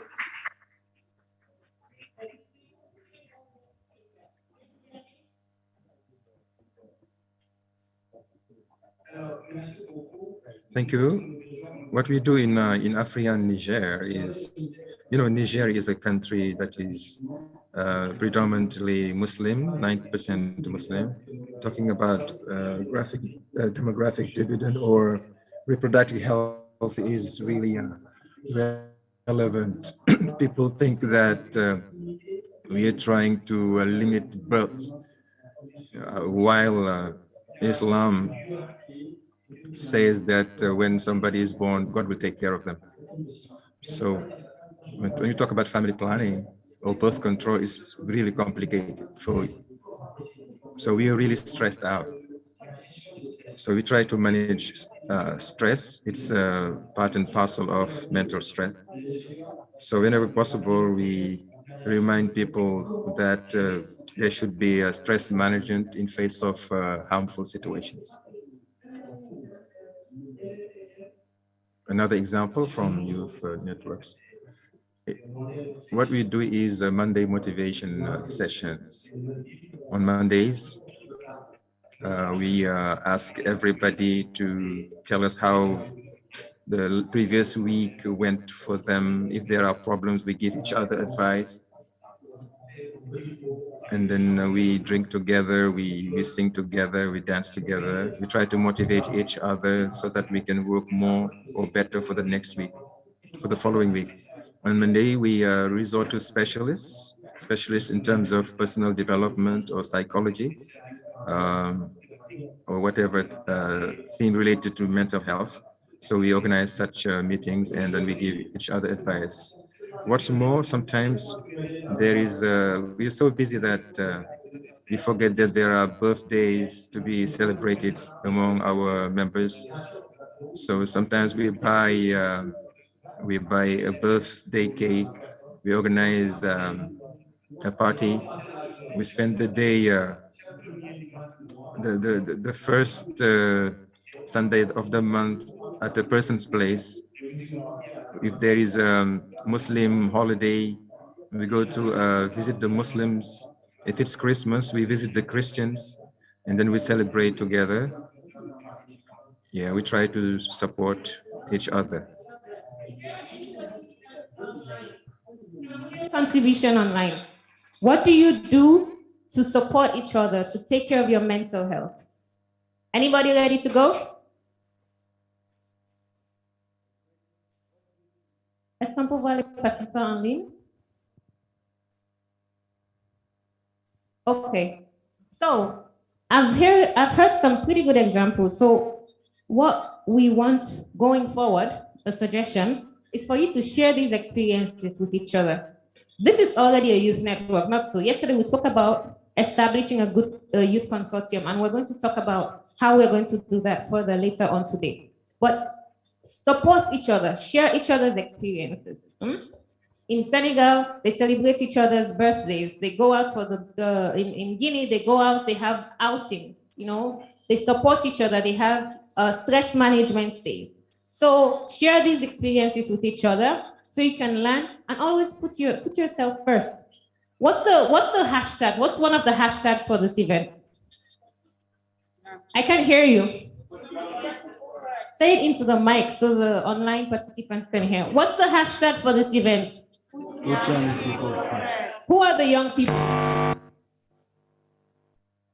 Who are the young people? So now say it together. Put myself first. Put myself first. Because you're a young person, not so. You cannot leave yourself behind, not so. Have you heard about that story where they asked a prisoner to name 10 people to get out of jail free? And he counted 10 people and forgot himself? Do you want to be like that prisoner? You take care of everyone and you forget yourself. Next slide, please.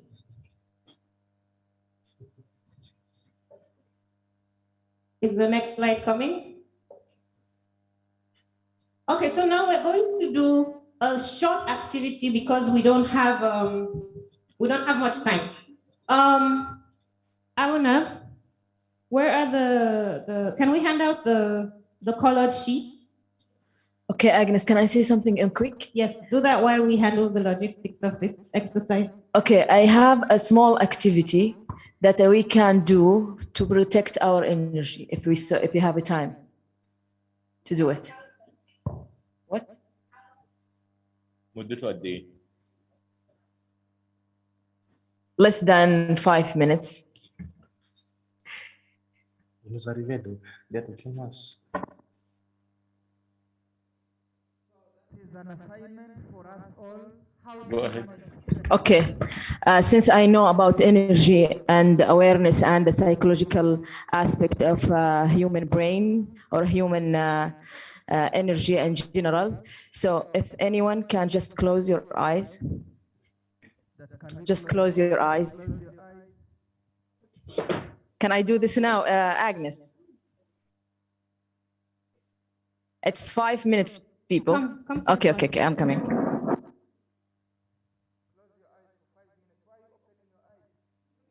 I am the lecturer. I am seeing those who are opening the eyes.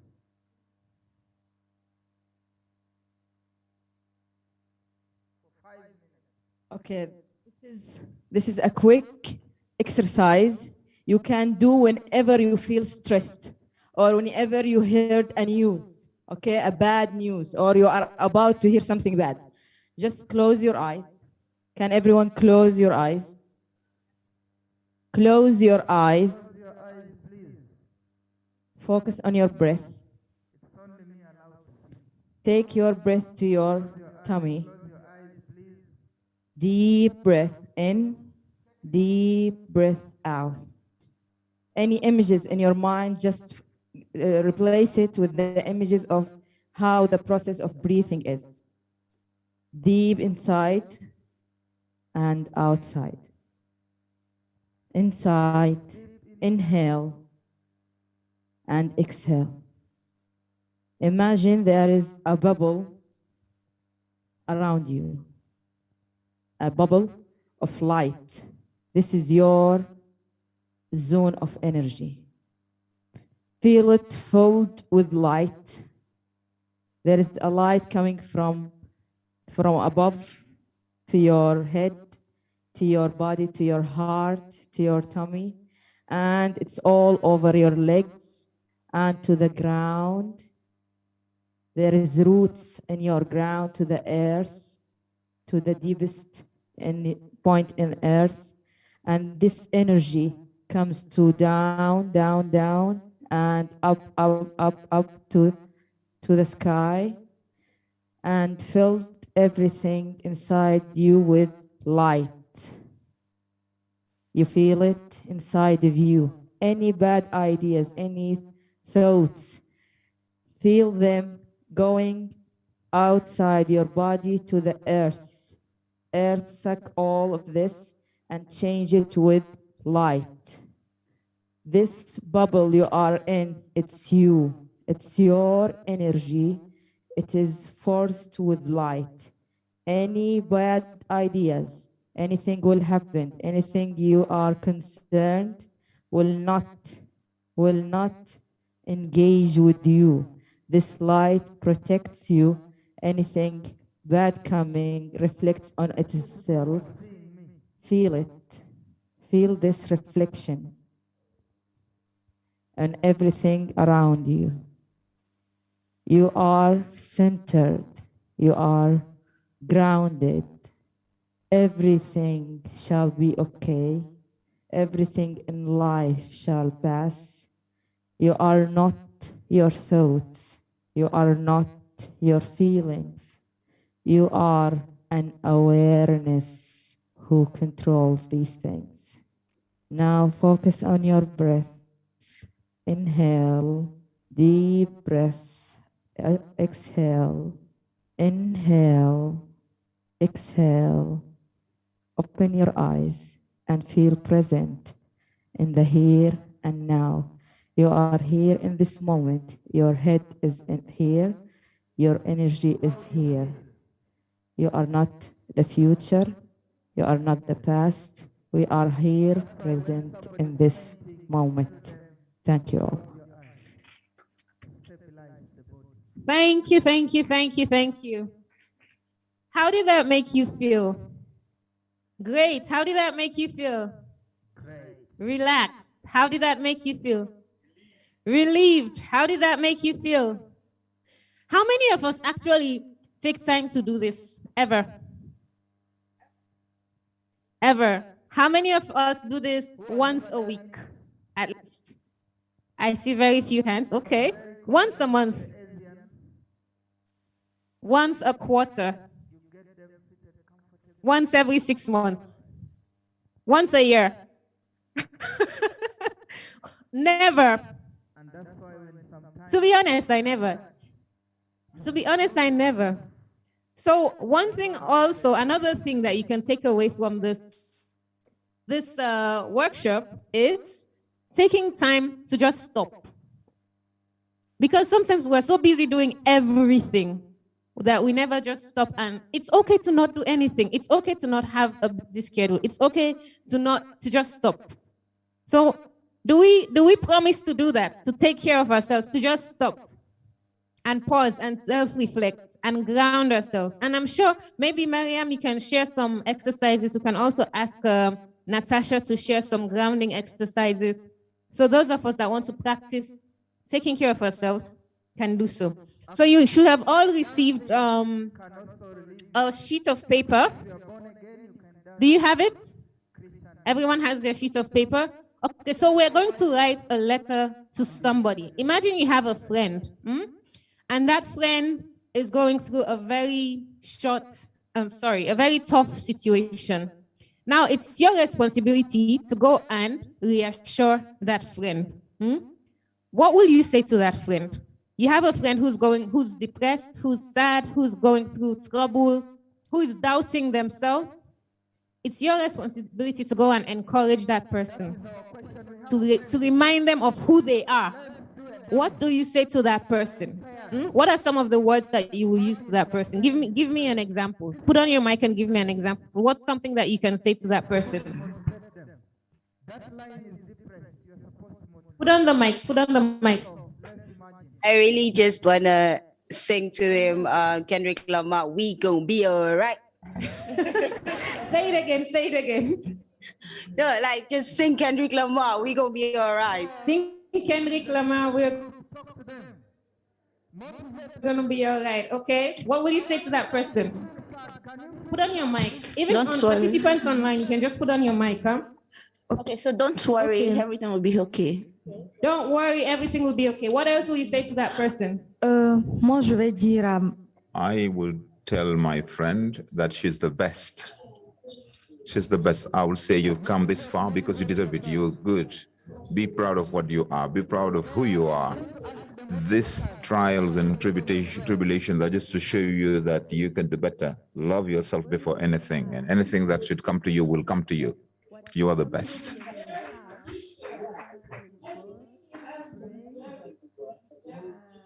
Proud of yourself.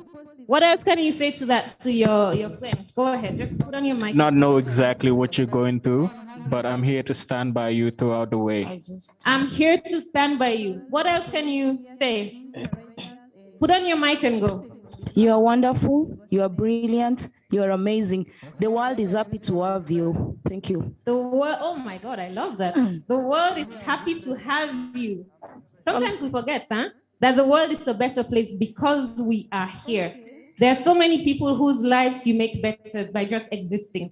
What else can you say? One more, and then whatever you're going through is not your fault, and you are not alone. You are not alone. Okay, so now I want you to take these words and write it to that friend. Let's use the next 5 minutes, 5 minutes only. If you have a friend who is going through tough times, write a letter to that friend. You know, not a very lengthy letter, just words of affirmation. We all know what I mean by words of affirmation. Positivity. Send them positive energy. 5 minutes, dear friend. 5 minutes. This is what I want to say to you. You are worthy. You deserve to be here. You've worked so hard. Be proud of yourself. The world is a better place because of you. Take this time to write a letter to that friend. Remind them we're here for you. I am by your side. You can count on me. There are people to help. There are people to talk to. When I got to realize my friend is stressed, let it come from your heart. Does anyone like seeing their friend suffer? Do you like seeing your friend suffer? No, right? So talk to them. Just 5 minutes. You are able. You are smart. You are intelligent. You are beautiful. You are capable. And we are happy to have you. I'm so proud to be your friend. You don't have to write what I'm saying. I'm just giving examples. I'm so happy to know you. My life became so much better since you came into my life. You are such a light. You're such a ray of light. You brighten up the space wherever you go. We don't say that often enough to the people around us. We assume that everyone is okay. When was the last time you told your friend, I love you, thank you for being my friend? All the time. When was the last time you told your friend, my life is so much better because you are in it? When was the last time you told your friend, oh, I love your energy, you make me happy? When was the last time you told your friend, you make me happy? Or they don't make you happy? You look so handsome, see that? And above all, the Bible. When was the last time you told your friend, even when we fight, I learn from it. I learn how to resolve conflicts. When was the last time you told your friend, you are amazing? We have 2 minutes, well, 1 minute left. Dear friend, I know you're going through a tough time, but let me remind you, You remind them.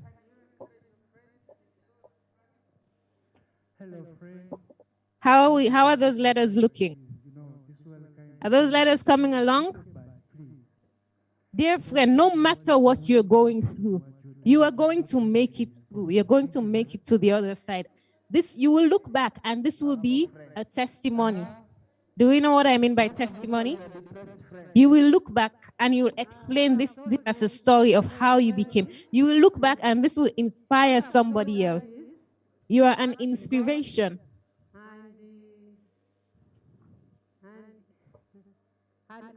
Dear friend, you've got this. You can do this. Dear friend, you can count on me. I am here for you. We can get through this together. 30 seconds more. 30 seconds more.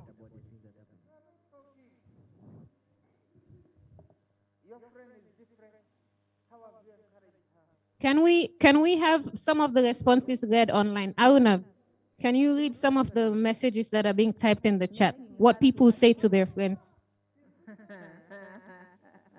We've already Whoever has access to the Zoom, please read some of the messages online. From the person who has. Let me come there. Two, she, through the process of accepting 10 seconds. what she's going through, she goes to a lonely place. 10 seconds. Then, Oh, okay. 3, 6. Let me see. Where's the Zoom?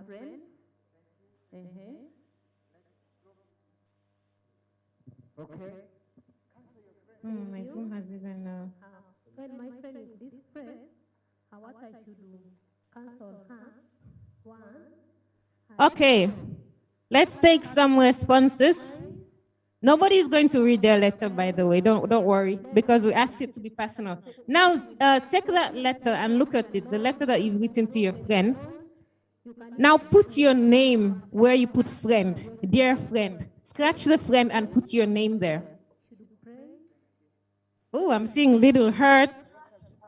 That's so cute. You know, I hate it when our teachers used to do that at school. You'll be writing an exam, and a teacher comes and walks behind you and is like, what is this? Don't worry, I won't do that. But I'm seeing some, interesting. Some interesting letters, huh? Scratch the friend and now put your name there. Now, what is it sounding like? Beautiful. She's saying it sounds beautiful. Huh? Have you put your name there? Have you put your name? Scratch that friend and put your name there. If you have written dear friend, your nose looks like West Africa, put your name there. Okay, anybody wants to volunteer? We'll take one from each table and then one person online, okay? Online participants, please get your mics ready.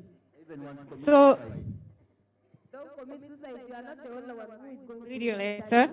You read from here? Who's going to read from here? Okay, let's get a gender balance. Female, male. Who's going to read from here? Non-binary, okay. Who's going to read from here? Thank you for the correction. Who's going to read from here? Down in green, what's your name? Hannah? Fatima? Adama, sorry.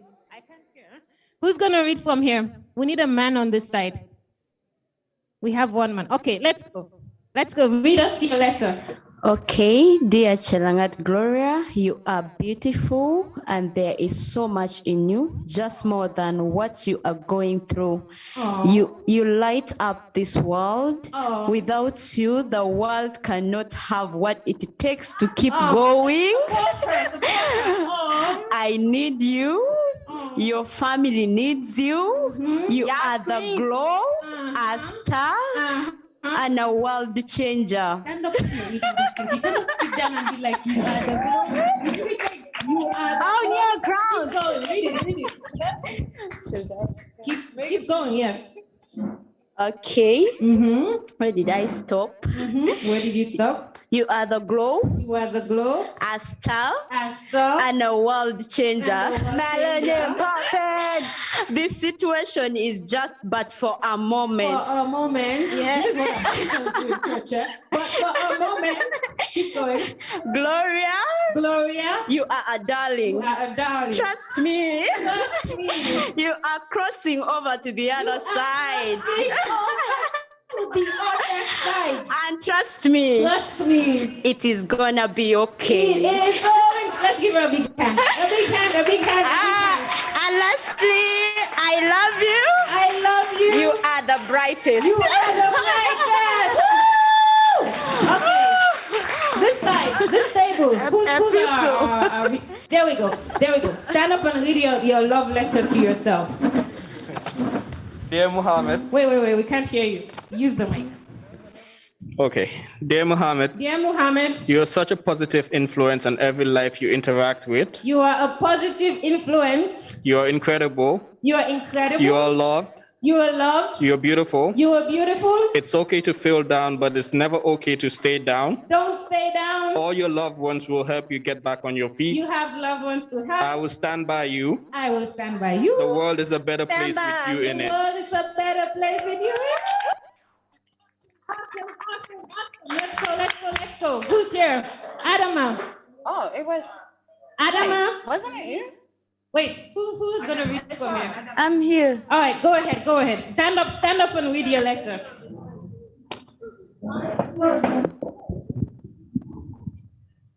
Adama, n'aie pas peur. Ne sois pas désespéré. Tu es la meilleure. Tu es la meilleure. Tu sais, si tu es là, c'est parce que tu es importante. Tu es important. Si tout va aller bien, everything's going to be okay. Ladies and gentlemen, if we can ask Agnes to stop shouting into her mic when somebody's speaking, because if she keeps doing it, the interpreters just can't follow. All we have is a lot of noise in our ears, and we just can't follow. Sorry. Regarde-toi. Si tu rencontres ça, look at yourself. Keep going. Et persévère encore et encore. Keep going again and again and again and again. A big hand. Thank you, Adama. All right. Let's go. This table. Wait, we're coming to Thelma online, okay? We're coming to you next. Let's hear it. Thank you. Dear Leshan. Okay. Dear Leshan. I'm very glad I met you. I'm so glad I met you. I know you took a lot of time in doubt whether everything was going to be okay. You cannot be hurt. Okay. You cannot be hurt. Okay, sorry. I'm going to start. Yes. Dear Leshan. I'm very glad I met you. I'm happy to have met you. I know you took a lot of time in doubt whether everything was going to be okay. You were doubting whether things will be okay. I'm here to remind you that you are amazing. Be reminded you are amazing. You are a rare species on this planet. You are a rare species. Hey, you're a rare species. Okay. Your- Take notes. You're a rare species. Okay, keep going.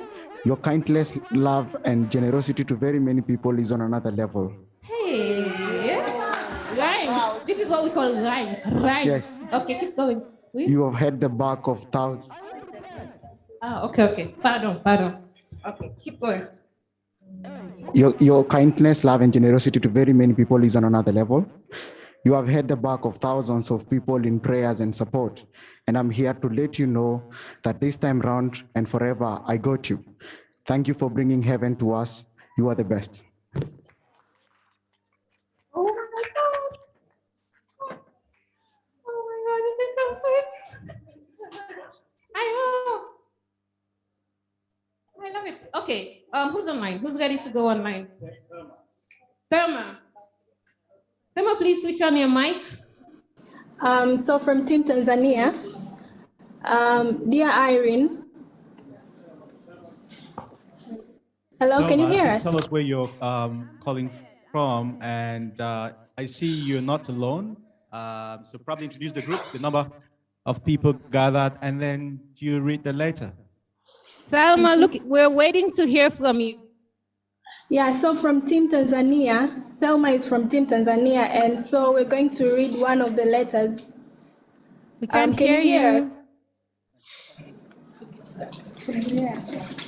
Hello, can you hear us? Thelma, on ne sait pas si peut-être vous êtes francophone. Si vous êtes If you are French speaker, take the floor and speak French. If not, speak English. Just introduce the group with the number of attendees and then read your letter, the letter you wrote. Just read it out with the mic on, please. Hello, can you hear us? This one.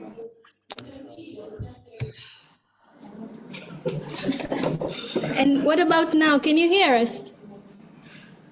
Hello? Is there someone else online that wants to take the floor? Let's go to. Okay, so now we have these letters, yeah? Keep it as a reminder. Next time you're feeling down, pull it up. You can send it as an email. Do we have email accounts? Do you know you can do that thing where you can send yourself an email, huh? Send it, yes. Send it to yourself as an email, put it in your phone as a note, print it out and hang it up on your room. Have it as a self-reminder. Next time you're feeling down, you pull it up and you say, I am the glow. I am awesome. You just turn and you see it on the wall. I am amazing. Somebody is stressing you. You just pull out your phone, you look at it and say, me, a whole star like me, can be stressed like this. You're laughing. It's true. It boosts you up. You send an email, you schedule the email to deliver in 3 months. In 3 months, you are going about your business. You know, you can time these emails. Let's talk about technology now. You can send yourself an email in the future. You time the email, you're going about your business, and then you just receive an email, bam. You open it. You are beautiful. You are lovely. The world is a better place with you in it. Or you post on Facebook, you make it visible to only you, not so. When you're ready, you go, Facebook, you open Facebook, bam, you see. What do you see? I am gorgeous. I am intelligent. I am loved. That way, when you're working like this, now you get the email, you see the notification, you start working like this. Please, I'm all that. Please don't disturb me. I am a star. She's looking at me and laughing. I'm serious. I am a star. Please, there's nothing that you can do that will reduce my worth. What is this even? I've handled more. I've survived more. This is nothing. This is nothing compared to what I've been through. I know there will be more, but I am ready. I am ready. Bring it on. I can do it. Note to self. This is why it's called a note to self. Sometimes you need to be your own cheerleader. You need to ginger yourself up. You get that notification. Oh, a child died from FGM. Oh, I'm sad. Now I've been crying all day. Now I can't eat. You know what? FGM is going to end in my generation. Okay? You know what? This is going to be a thing of the past. This is going to be history. My children and grandchildren, they're going to read about this and they're going to know that I contributed to bring this practice to an end. Oh, this girl died. Oh, these girls have been caught. You're unhappy. You know what? This is why I'm here. There are people like me that will fight to end the practice. Be your own cheerleader. Okay? Okay? Good. Next slide, please. Keep these letters, Agnès, yeah? Le temps aussi joue contre nous. Okay. Donc, okay, so we can end here. You've gotten the point. You've gotten the point, not so. What's the point? What was the point of this whole session, me jumping up and down here? Speaking to the mic. Self-care, as activists, we should remember to take care of ourselves as well, because what we don't have, we can give. Thank you.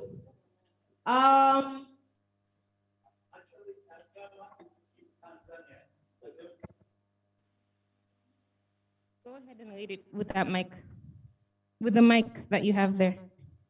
Let's hear from Team Tanzania as we bring this session to a close.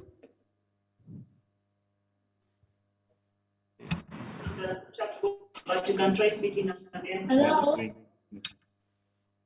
Can we hear the message from Team Tanzania? Uganda also does. Hello.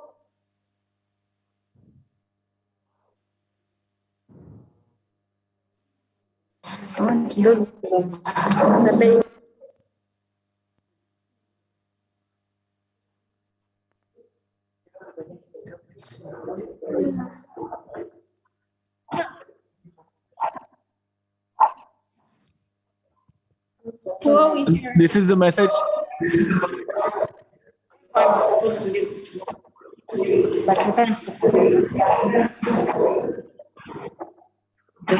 Can we cut the mic, please, because we can't hear very clearly.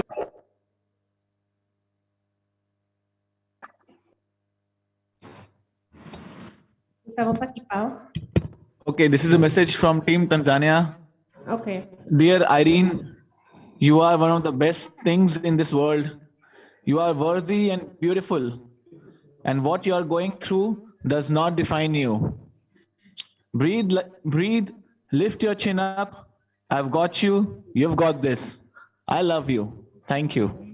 Thank you, Irene. Let's give Irene a hand. Thank you for participating. Sorry. One last online people have been asking. This Team Uganda. I'll be quick. Yes, go ahead. Thank you. Dear Kemusto Joy, I thank God for you. You are wonderfully made. Your smile means a lot to me. I see you are depressed, but you're not in this alone. Your pain hurts me too. Stay firm, focused. God loves you so much, and the world needs you the more. Merci beaucoup. Oh, I thank God for you. That's so sweet. I thank God for you. Okay, now let's all just stand up and appreciate ourselves as we bring this session to a close. Huh? We've all been doing so much. Huh? We've all been doing so much to end FGM. Let's give us, oh my God, this is like a whole 1 minute to stand up. This is not even 30 seconds. Please, let's stand up like the soldiers that we just were. Okay, let's give ourselves a big hand of applause, a big round of applause. Clap for yourselves, huh? Appreciate yourself for all the work that you have been doing, for the energy that you've been putting into FGM, into ending FGM. Clap for yourselves. Oh my God. Do I have to beg you to appreciate yourself? Exactly. You've been doing amazing. You've been doing great. You've been fighting for yourself. So clap for yourselves. Woo. Okay. Thank you. Oh my goodness. Thank you. You may have a seat. Thank you. Thank you. Thank you, everyone. The moderator.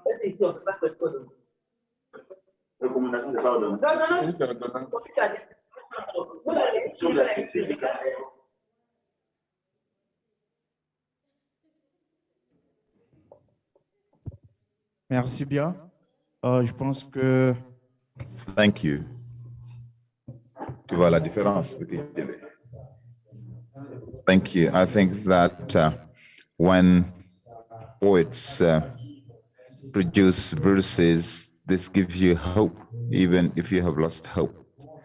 You are my world. I am here thanks to you. And together we make up this marvelous world, sorry. Now, for the next section, we will move very quickly for the Dakar Declaration. Agnes has left, but she's coming back for the presentation of the Dakar Declaration before we can move to questions and answers and then go back to the group work. Agnes, you were here to help us sing and dance. And I think that now people have rested, and we're now going to make sure that we can press them to bring up the juice that will give us the Dakar Declaration, which will be uniting the global youth against FGM. Now that we are all relaxed, everybody's going to bring out the best in them so that we can produce something really exceptional. Agnes. Back to you, Agnes.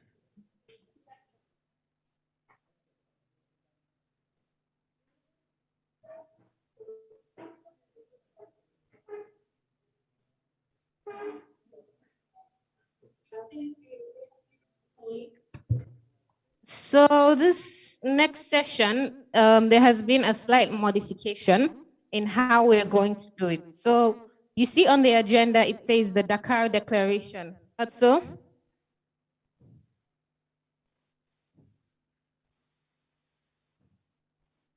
We see the Dakar Declaration, not so. Okay, so we are going to, should I go up there? Oh, can I not stay down here? Est-ce que je peux rester ici? Ok. Donne-moi le micro, je peux... Oui. Je peux pas... Ok, je peux rester ici. C'est bon? C'est bon? Ok. Je vais commencer petit peu. Okay.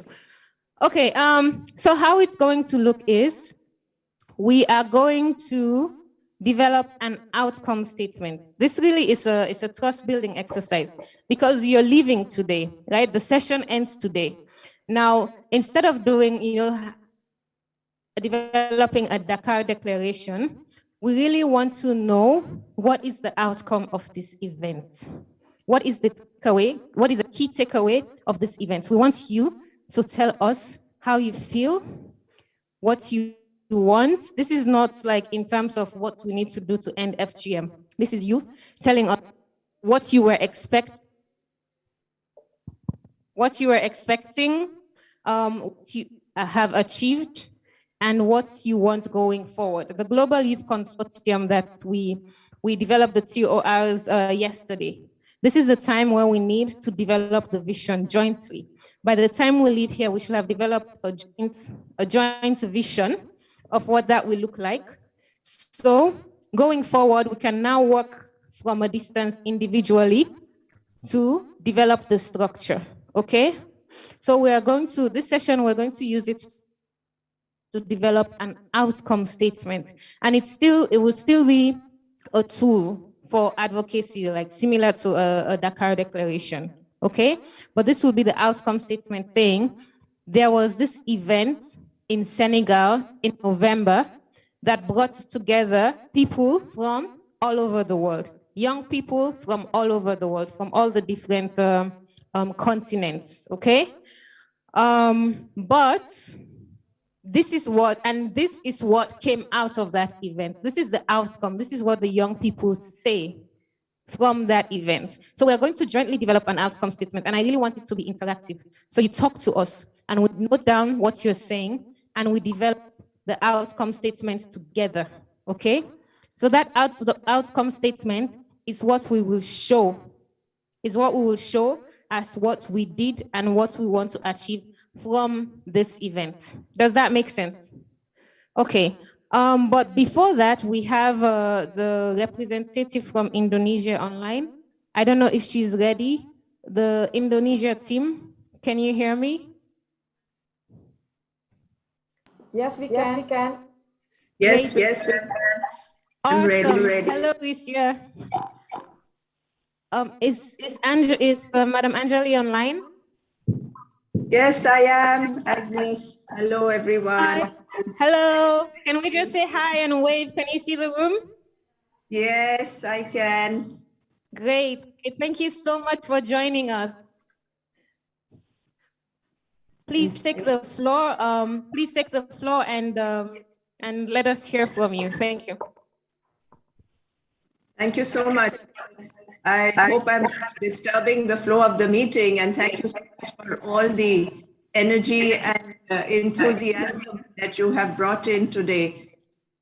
So really all our distinguished guests, Rose Gabkuba, the Deputy of UNFPA Vicaro, Mirel Shimina, the Global Coordinator of the UNFPA UNICEF on the Elimination of FGM, colleagues at UNICEF, Ungai, speakers, moderators, participants, and all our young people who are here with us today from around the world.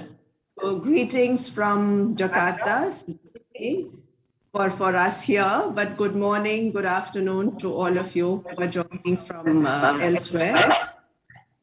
Esteemed participants, all our young people and colleagues everywhere, I'm really pleased to be here with you today as we conclude the assembly of brilliant youths in the advocacy accelerating progress to eliminate female genital mutilation around the world. I hear a bit of an echo. Okay, I'll carry on if it's okay with you.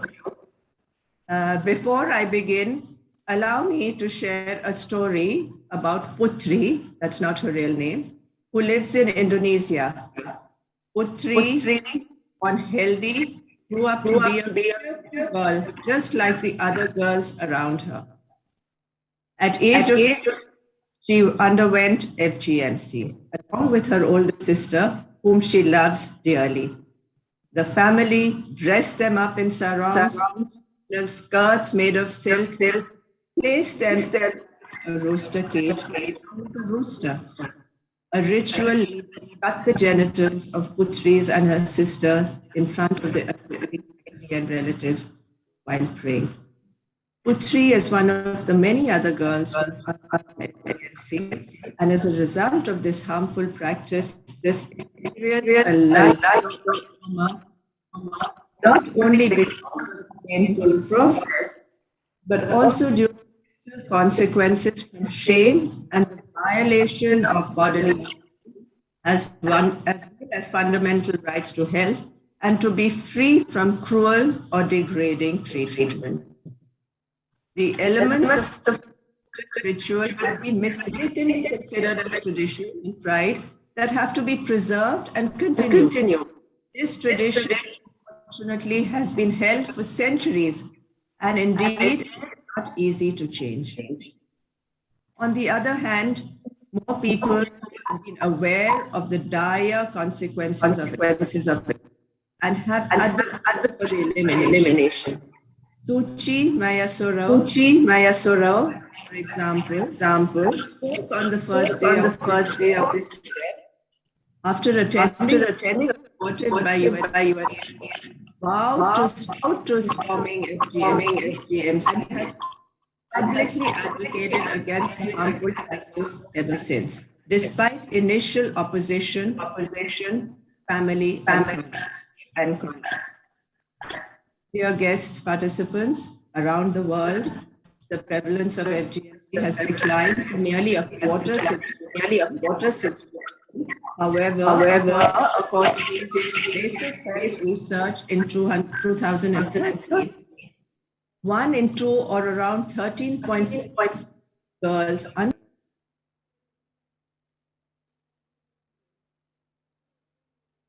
11 despite the lack of health or justified faith in any religion.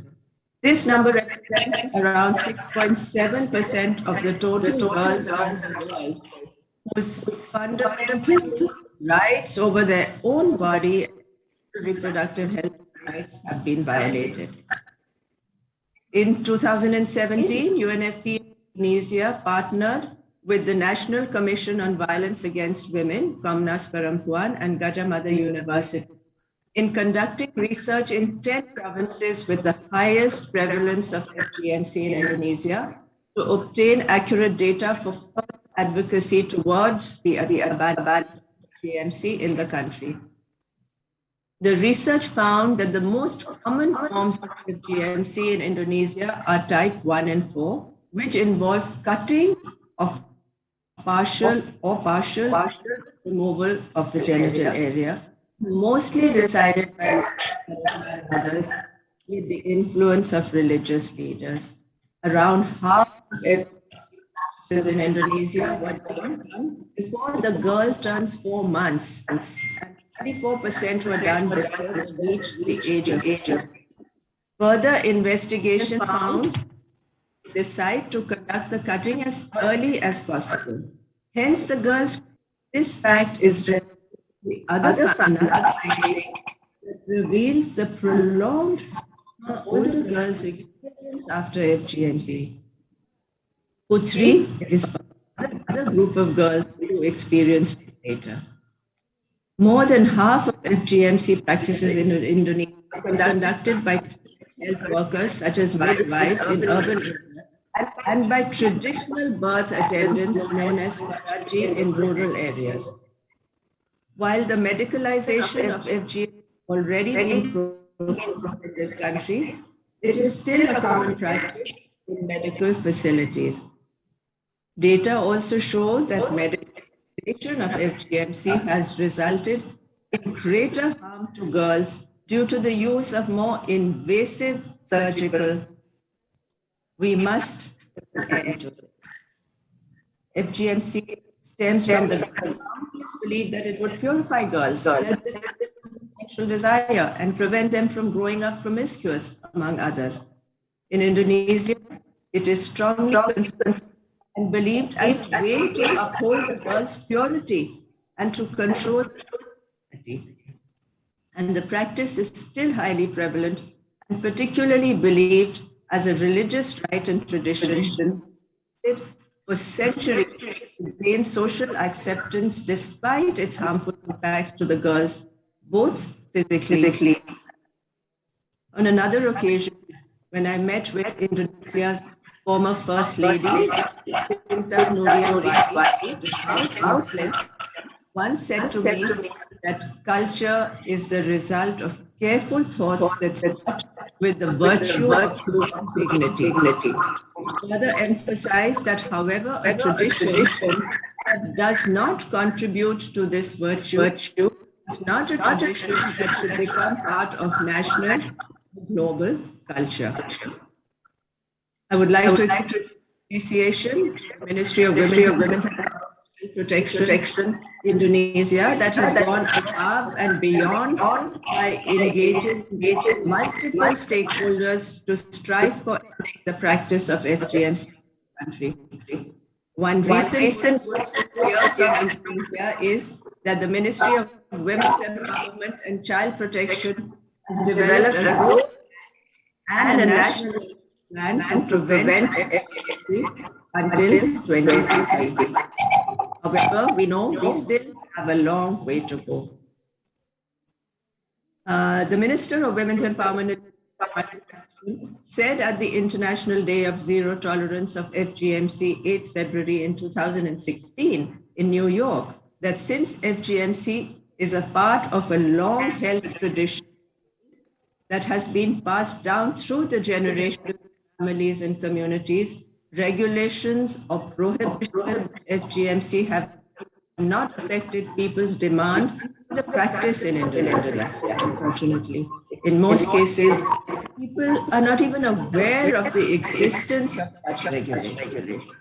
So we know there is a need for continuing need to implement awareness programs among health workers to stop practicing any form of FGMC procedures and to empower them to inform and discourage clients with such procedures. I'm really grateful for our youth representatives who are here with us today and the inspiring work they do. Midwife Suchi has done so with families in her community as well as her colleagues. Peer leader Ayu Hirawati has also done engagement at the grassroots level. We know how important universal access to sexual and reproductive health information and services, especially for women and girls, is. It is the primary goal of UNFPA as well and of our vision here in Indonesia. We are, of course, looking forward to working with the government on the next concrete steps towards ending FGMC as part of our collective effort to achieve sustainable development goals by 2030, particularly target 5.3 on eliminating all harmful practices, including FGMC. Indeed, ensuring that no one is left behind. And of course, esteemed guests, participants, all our young champions here today, we all know the elimination of FGMC requires collective sectoral cooperation amongst community leaders, civil society, and many others, with a focus on encouraging parents and communities at local levels to understand the negative impact of FGMC and other harmful practices against women and girls. This should be done through strategic campaigning, which shows the benefits of abandoning the practice and being sensitive towards long-held customs of religious beliefs. It will require a step-by-step approach involving every part of the community, including but not limited cultural and religious leaders, health workers, civil society and parents, and last but not least, young people. We at UNFPA believe that when young people are involved, they have the ability to dismantle the barriers and change the exclusive system and patterns into inclusive ones. Everyone should be able to access not only services, but also valid information about FGMC. When young people are involved, like yourselves, you can develop long-lasting skills that contribute to greater social cohesion, stable community that lead to better decision-making regarding health, including FGMC. Young people's works are innovative, and you are the change makers. We believe that young people's work will unfold from the local to the global, from individual empowerment to collective social change. This year, we in UNFPA Indonesia succeeded in encouraging the government to integrate FGMC topics into the survey on violence against women, starting with proxy indicators using parent statements instead of girls as independent subjects. It still counts as a notable progress towards our effort in eliminating FGMC in the country. Of course, we can learn from other countries that have passed and enacted laws on it and other harmful practices which have resulted in promising change. Beyond laws and regulations, we all know change social norms, including gender norms. We can do this by using holistic and multi-sectoral that engage households, community, and religious leaders, institutions, policymakers, as change must come from within and be community-led. Programs that empower women and girls and communities and change of social norms have resulted in the long abandonment of FGMC. We also know social norms, especially in tightly knit communities, can exert power over people's lives. However, social norms can also change when people use their power.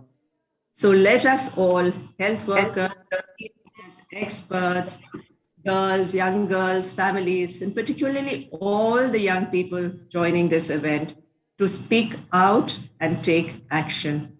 We have the power to end FGMC. So let us take a stand together against the practice. It has been going on for too long. We all know that the health, rights, and well-being of millions of girls depend on it. I thank you. Thank you very much for all your efforts and hard work in this direction so that we see the end of it. Thank you very much. Terima kasih.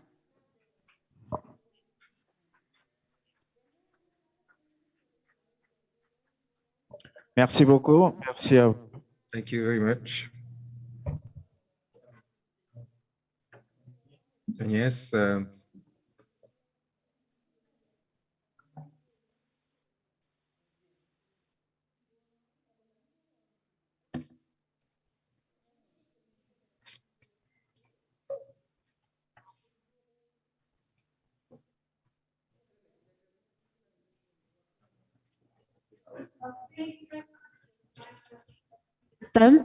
as we will say, in words of encouragement and for joining us today in Senegal. We really appreciate the support that we have received from the Indonesia office for your participation and that you took the time as head of the office to join us. We're really honored and we just want to thank you. Can we give a big hand to Andre?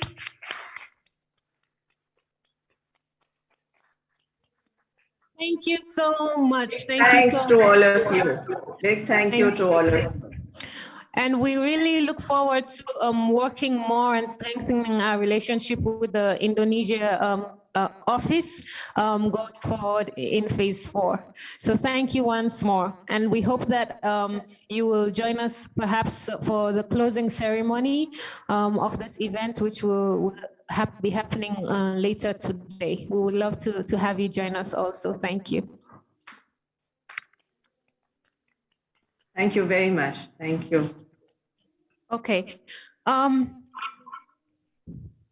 Moving to the next part of the program, which is the development of the outcome statement for this activity.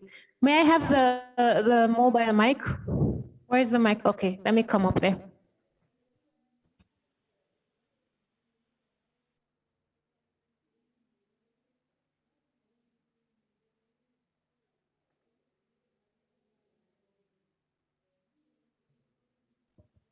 Thank you very much.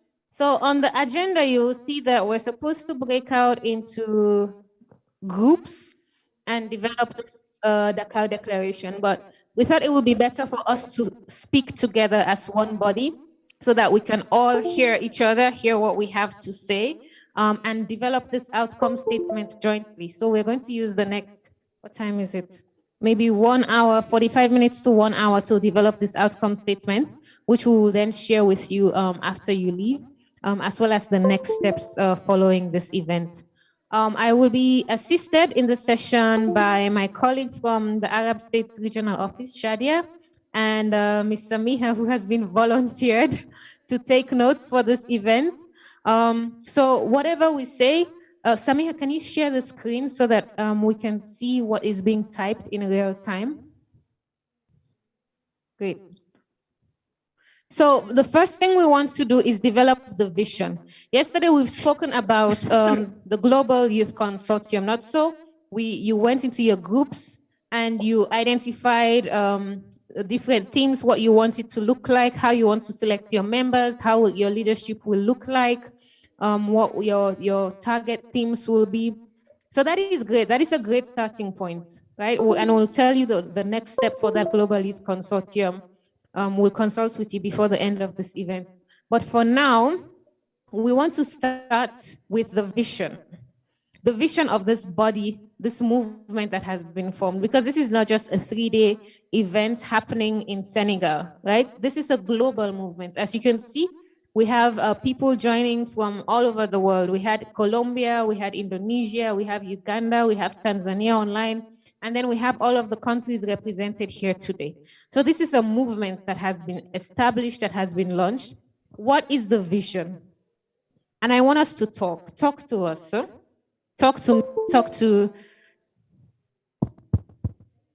me, talk to me, Ray, talk to Shadia, talk to Sukaina. We're here, okay? Be honest, be absolutely honest. You have the floor. You have the floor, okay? Let us know this movement that has started, that you have launched, that you have started, that you have developed a draft TOR for. What vision? What is the vision? Let's have the vision statement first. Samiha, put the vision. And then let's hear from people, and then we develop a vision statement. What's the vision of this youth movement that we want? Just raise your hand, and then I will call on you and you can turn on your mic. Also, kindly asking someone to monitor the online participation. So if there are any hands raised, we can hear from them as well. So what is the vision of this movement? What do we want to accomplish? Think about the vision. They want us to have a vision. Say it into the mic. Yeah, thank you. I think our vision as a proposal is empowering young people to take charge and end FGM in their generation. Empowering, can we do bullet points? So we'll take the different bullet points and then we'll merge them into one sentence that we're all happy. Samiha, she's right here. Samiha, just give a little wave so everybody sees that you're taking notes. Okay, thank you. So can you repeat that, please, for the note taker? The vision. I think that our vision can be to empower young people to take charge and end FGM in their generation. To empower young people to take charge to end FGM within a generation. Okay, I'm gonna come over to Kadiatu. We have the Fédérer les organisations.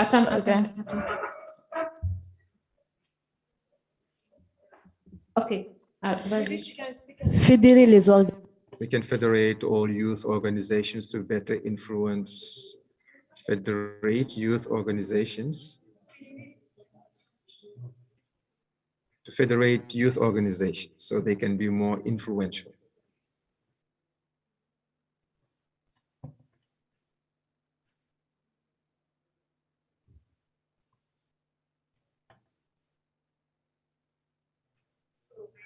But I just wanted to say that maybe in coming out with a vision, we should also put it behind our minds that we are projecting ahead. So in the next 10 years or in the next 15 years, that when we are old or when we are somewhere, that what do we want to see about FGM? So maybe in setting up the vision, this is something we should also look at, because it's not now. It's like in the future, what do we want to see? So that the generation after us, in the next 10 years, I might possibly be somewhere that, I don't know, maybe I might die. I don't know. Maybe I might have children. Or so this is something we should also put behind our heads.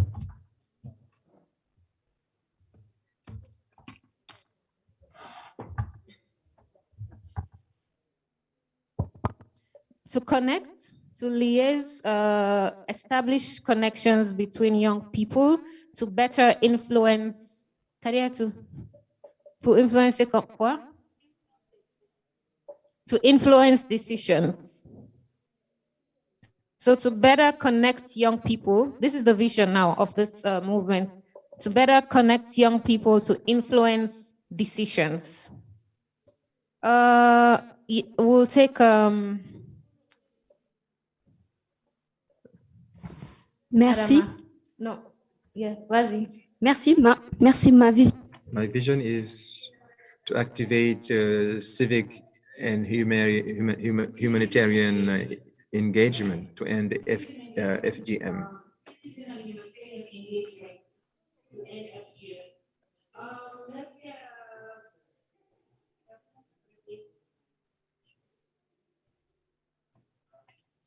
The vision is about empowering young people so we can put an end to FGM, by 2030. Rahina?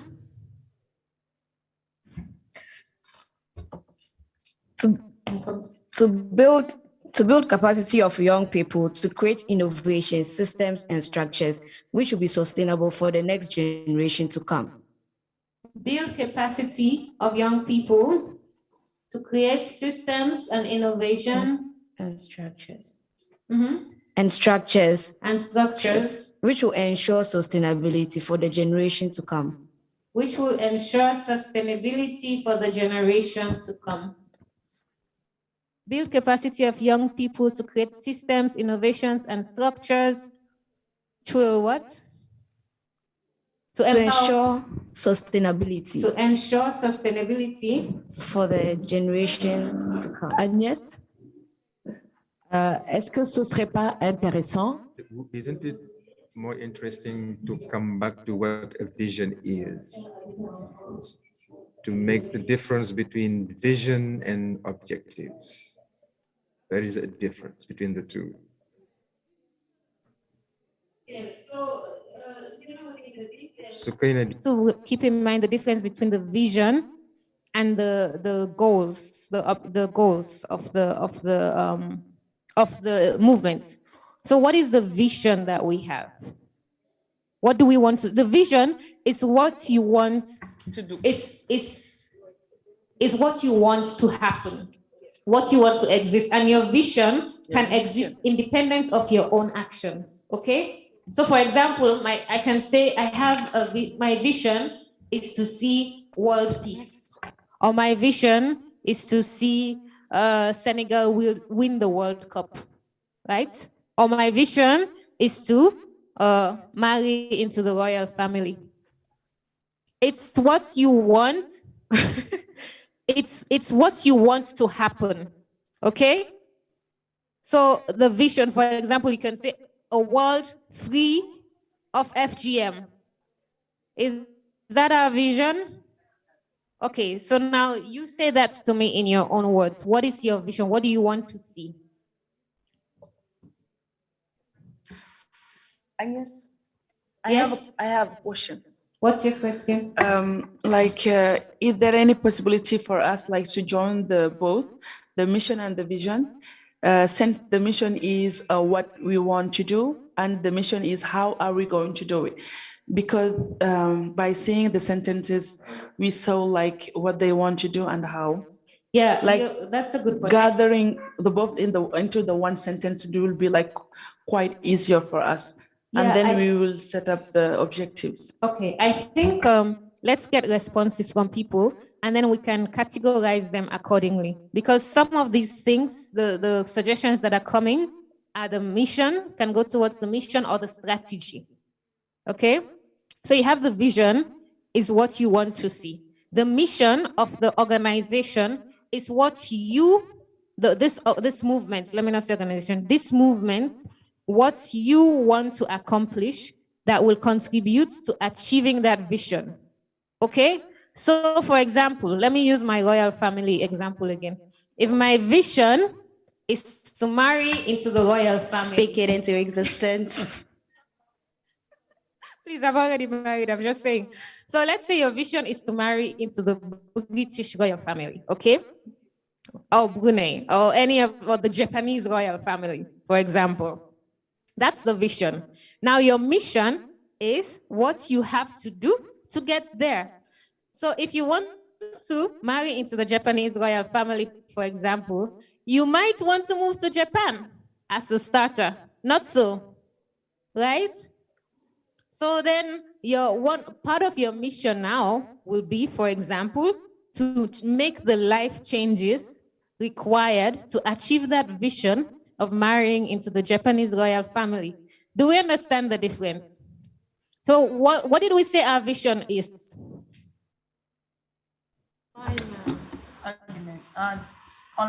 Please, can we read the online comment? Wait, what did we say our vision is? We just said it just now. What? I can't hear you. Speak into the mic if you want me to hear. A free FGM world by 2030. A world free of FGM is our vision, not so. Is that, do we agree that is our vision, a world free of FGM? Do we want to attach a timeline to that? By 2030? Or no? This is you making the decision. Do we just want a world free of FGM, or do we want a world free of FGM by 2030, or a world free of FGM by 2050? It's you make the decisions. Agnes? Please raise your hand when you're speaking, otherwise I can't tell. Yes? I say our must be our vision to improve women's health workers and gender equality.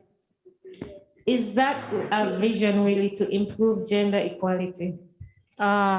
In terms of, I'm asking you. Yeah. In terms of the when we talk to the FGM, we say FGM mostly due to the women and the benefit, the survivors women, also the perpetrators women, right? Also, they have what the woman does. It's not for their own issue. They have sometimes some countries they do for the in terms of the belief of the kind of the mean, so something like that. What you're talking about is the causes, right? Yeah. The causes of FGM. What we're trying to establish now is the vision, the world that we want to see, and we have developed the vision, at least half of it so far, which is that we want a world where FGM does not exist. Is that's what I'm getting from you? Is that right? Yeah. Okay. Now my question to you is: do we want to add a timeline to that? No. A world where FGM does a world free of FGM by when? By when? 2030. Is that a consensus? Is that a okay? Everyone who says 2030, put your hand up, and please, I want this to be noted that it was consensus, huh? If it was, if you want it to be 2030, okay, I'm seeing a majority of hands raised. Those who did not raise your hand, why not? What do you propose? Do you want a world free of FGM by when? 2040. Put on your mic, yeah. Oui, en fait, on échangeait. If when you talk about vision, is there a deadline when you talk about a timeline? When you talk about vision, but vision is much larger. Okay. is it possible to put a timeline when you talk about vision? Because vision is very broad.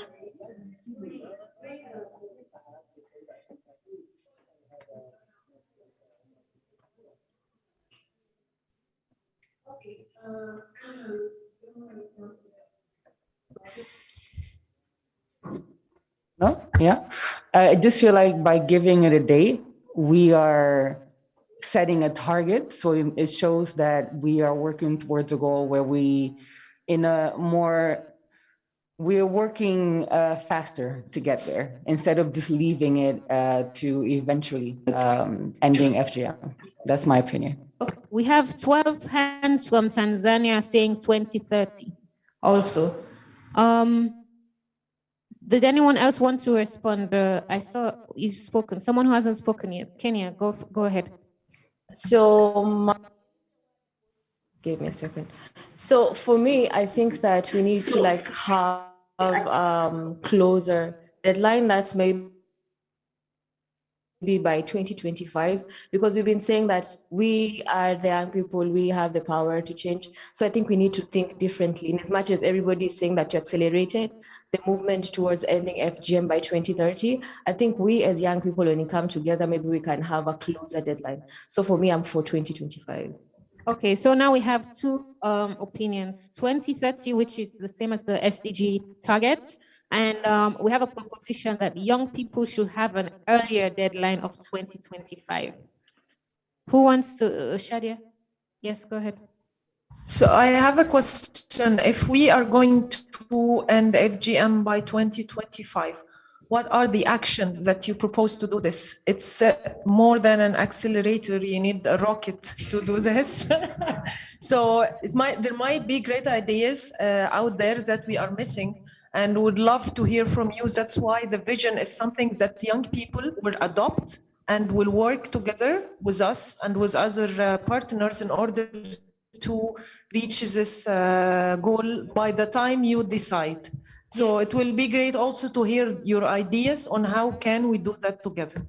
So that's one of the things we will continue to engage with you going forward. That's why it's really important for us to Il est très important pour nous de concrétiser notre vision. Parce que alors toutes les actions que nous allons entreprendre une fois que nous serons partis vont être identifiées. Il faudrait également que nous soyons réalistes. 2025, levez la main. Si c'est 2025 pour vous, levez la main. Oui. Je voudrais dire quelque chose. Oui, allez-y. Whether this consortium will be working on FGM alone, or whether they will also look at other forms of harmful practices. So I don't know what we agreed on, but if we are not focusing on FGM, if we're going to look into other harmful practices, it will also affect our vision. Yes, you're completely right.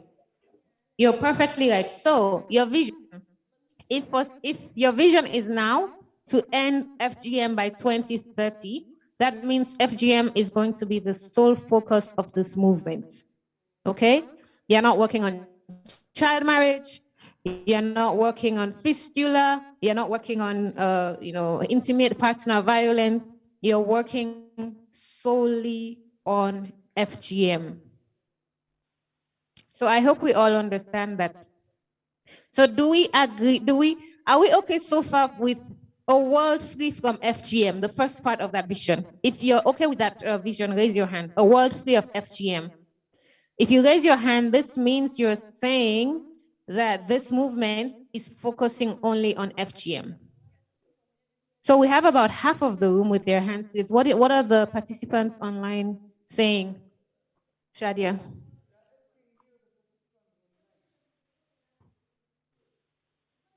We have half with their hands raised. The other half that did not raise your hand. Can someone please explain why you did not raise your hand for a world free of FGM? Yes, go ahead. Yeah. I didn't raise my hand because, okay, yes, we should be mainly focusing on FGM, but there are a lot of other social issues that are involved around the topic of FGM. So I don't understand, like, if you say we should just solely focus on FGM and forget about all the other social issues around FGM that, yeah. I don't know if you get it. Yeah, I get it.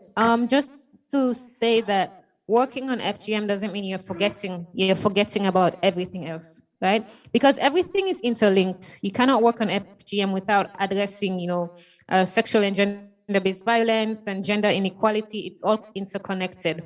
But what we're saying is the time, the resources of this movement, that is the time, the finances, the human capital will be dedicated to FGM. And while there are many other social issues, right, that you can handle, maybe there will be a spillover effect, you don't know. You're saying, if you say a world free of FGM, it means your personal fight as a movement is on FGM. Even if the world is full of other social issues. Okay? So now we haven't even agreed what. I feel like I have also another interaction from the chat that FGM has a correlation and causation with child marriages, festia, and others. The vision needs to open up. This is only one reaction from the online participants. So now we are getting proposals for the vision to open up. Can I comment? Okay. Who's speaking? Me. Okay. I think we could maintain the vision as a world free of FGM, but in our objectives, as we are addressing FGM, we know that we do have that, like you elaborated, other social determinant factors that do affect, FGM that go along, as a ripple effect of FGM. So in our objectives, as we break it down, we could include, we don't necessarily have to say specifically maybe child marriages or so on, but we do include that as we are dealing with FGM, we do address the other issues that come along with it in order to tackle FGM. Okay, so now the proposition is that we focus on FGM, acknowledging that there are other issues to be addressed that will contribute to addressing FGM, right? Okay, so how do we phrase that? So a world free of FGM, does that need to go in the vision? Because that can go in the strategy. I think it doesn't need to go in the vision. We can put it in the objectives and in the strategy. So there are certain things that can go into the mission. There are certain things that can go into the strategy. There are certain things that can go into the activities, right? So the vision is very broad. The vision is very broad, and unpack that. Once you dig deeper, you can say NFGM through addressing child marriage, through this, through that, through that. The vision is not a packed statement. It's overarching and it's general. And then you can dig deeper and go and unpack it. So we're now back to a world free of FGM. Yes? Moi, je pense que je peux parler. Can I? Keep out. It's me. Okay, go ahead. Well, I believe in the Vision 2030, but to me, the most important thing is to put an end to this practice, because there's a huge number of human lives at risk. So the sooner we do it, the better. And I think that working together, I believe in human capacity, and if we're all involved, if we all work together, if it's not just people here at this table, if everybody's involved, I think that even before 2030, we can do it, God willing.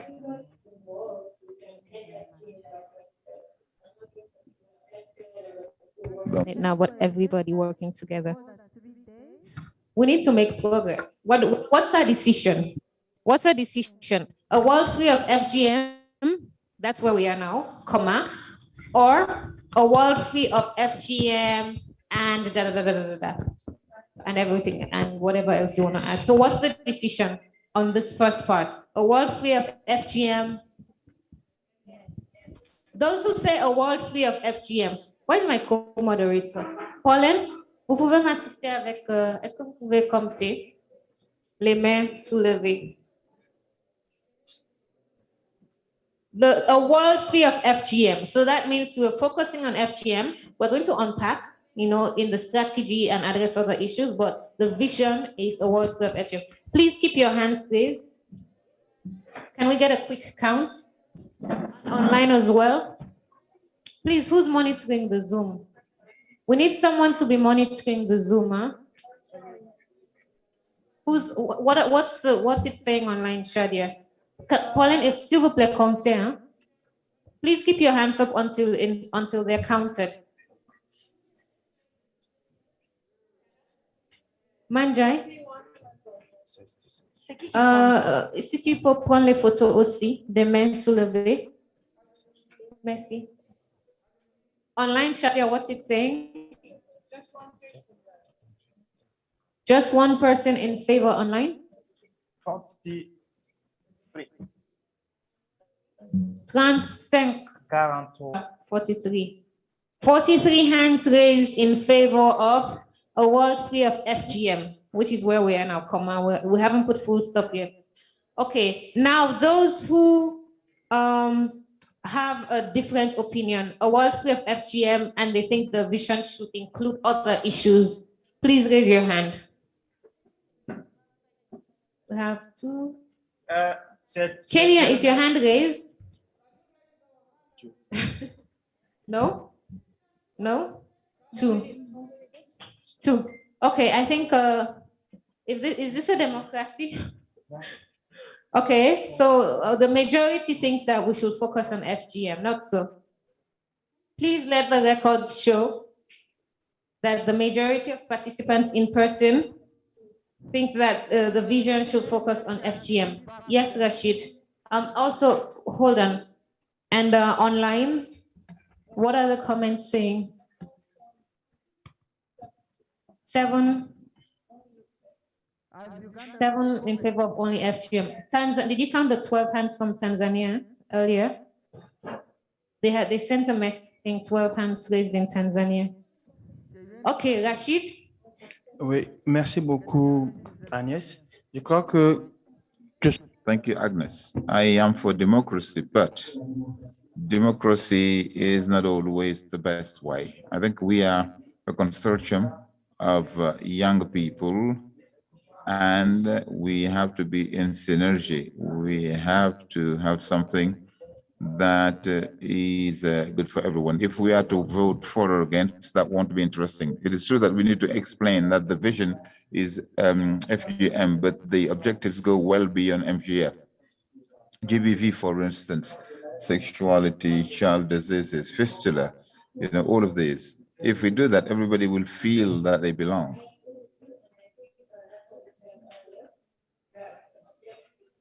Will contain more than FGM, but just for the vision statement, it will focus on FGM.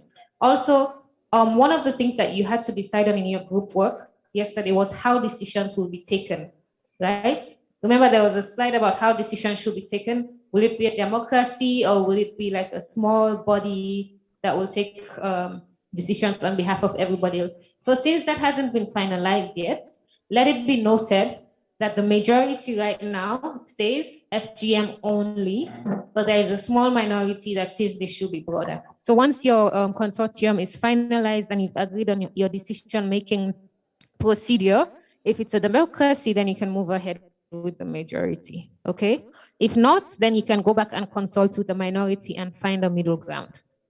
So that's the note. Okay, so now let's move on. Is it possible? I would also like to go on to comment that my idea was not really centered on including fistula or early childhood marriages. But for me, I think that we're young people, and I'm for the idea that even in our vision, we need to have that concept that it's youth, because I think there are many other movements around this, and how do we differentiate ourselves from that? So for me, it's not all of that, but just having the youth element in our vision. Thank you. Very important points. Right now, the vision is on FGM only. There's nothing to say that it's a vision by young people. She's saying we should include the fact that it's a vision by young people in the vision. So what's the youth element?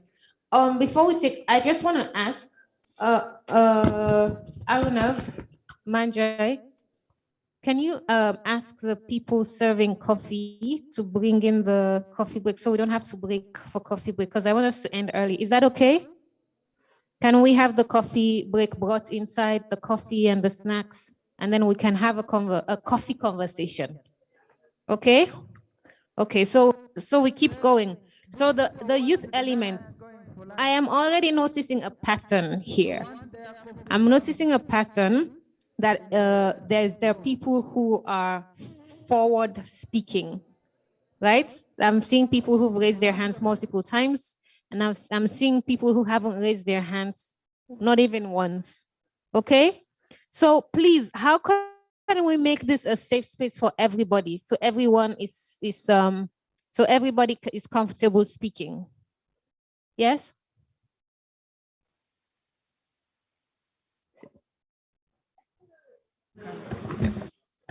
So, my suggestion, I guess, if you'd allow, is that probably people just leave slowly, quietly, one after the other, 2 people, 3, grab your stuff, come back and sit in and continue. Because we do not have people who can move around and serve. And even if they do that, they'll be disturbing. So I'd suggest that maybe 2, 3 people move out quietly, go serve yourself, and then we do that as the conversations continue. So maybe we should do it by table. The first table comes back in, second table comes back in. Can that work? Okay, so can this first table go? Please don't be long because everybody else is waiting for you. Okay, but do we know the food is there? We may go and there is no food. It's almost. Mexico, have you seen the thing? You know you are all police lady. Confirm. Okay. Okay, so I think related to this vision, it shouldn't take too much time because we have been experiencing in developing visions to our country strategic plan or whatever we have been engaged. So for me, we said in the very beginning statement of this consortium. So we should not mention, use, or blah, blah in every sentence of something. It's known at the very beginning. So it's known by you. Now, when I mean this joint statement, can you go up? Sorry. In the very beginning, it says outcome statement global blah blah. Global it's known. So the title of this thing is known. So as you go down from vision, mission, what objective, then something like that. Just to clarify that the outcome statement is the outcome statement for this event. The vision is for the movement beyond this event, because there are many people that are going to join the movement that are not here or that did not participate in this event. So going forward, that's what Samiha was saying. It's forward thinking. There are going to be many people joining from now to 2030. You might even have people joining in 5 years. So when they join in 5 years, what should the vision of the movement be? What are we going to tell them? This movement that you're joining, this is the mission. So, Yes, can I add, please? Who's speaking? Yes. Yes, I think I support what Mumbe said, that we really need to bring the component of young people, because so many people are fighting FGM and have the same vision. Like the anti-FGM board from Kenya has, the vision is a society that is free from FGM. So I think we should have the component of 2030, because we will be still young people by then, and we want to end it in our generation. And we have to bring the component of young people too, because this is just not everyone fighting FGM. Okay, so there are organizations that already have a vision that says end FGM, right? So if we're ending FGM in one generation, 2 proposals there, one that will say by 2030, because you'll still be within the same generation, and 2 to add the youth element to differentiate it from all of the other visions that are out there to end FGM. What do we think of that proposal? I just wanted to respond to what he's saying. So the reason why, for me, I didn't even agree with the 2030 was because we just woke up one day and COVID hit us.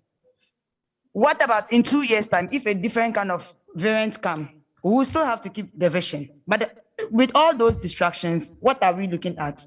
I don't know if we are on the same level. So that's why I said, let's put it behind our mind and looking forward that in the next 20 years, that in the midst of COVID, in the maybe some other malaria variants will come and we'll have to even be wearing face shield or something, but there will still be FGM going on or not. What will we do? So let's put all these things in our heads.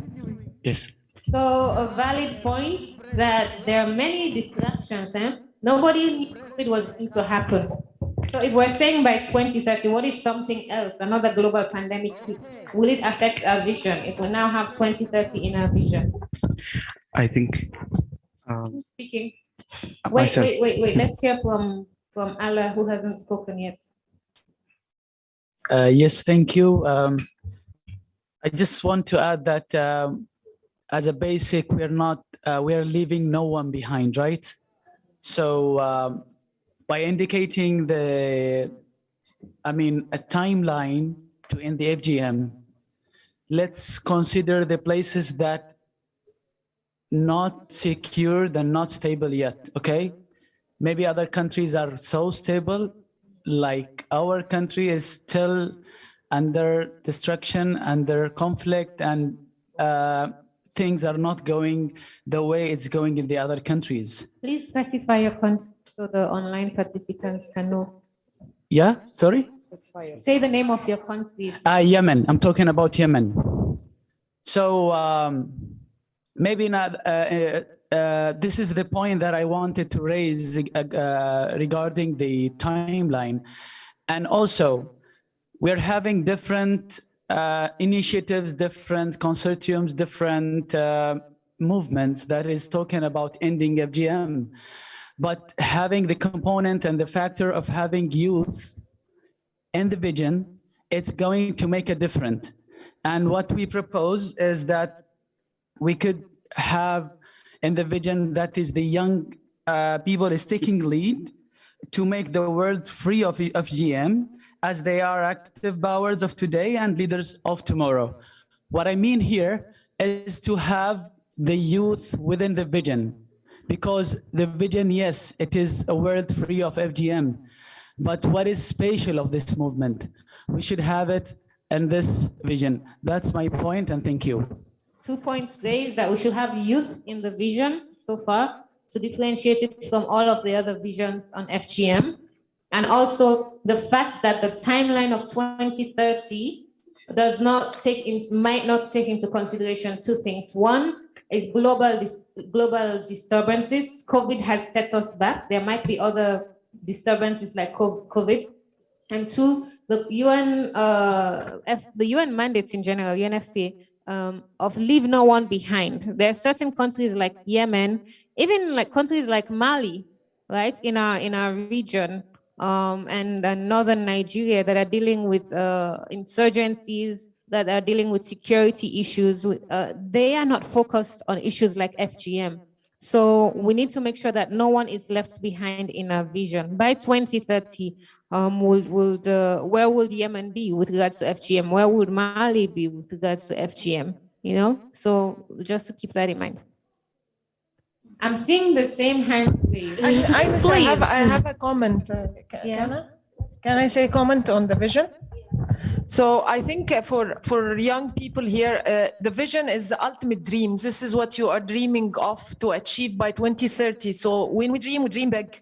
We dream without having barriers in our mind. We dream to remove the barriers if there are any.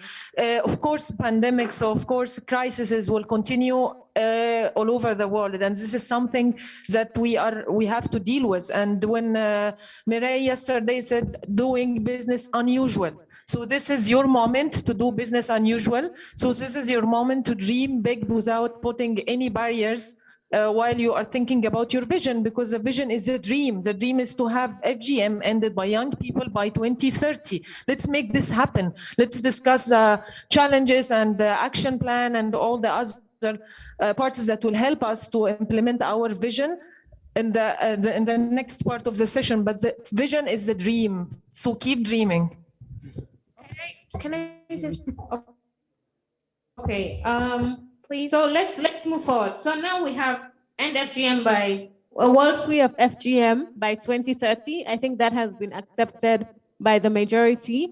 The next decision we need to make is two, actually. One, whether we keep the timeline of 2030, and two, whether we include the youth component within the vision. So let's take a quick vote on that. And please don't forget to be going out to get your lunch, but let's vote first. Okay, so quick vote. Agnes? Yes, let's vote, please. Let's vote first, and then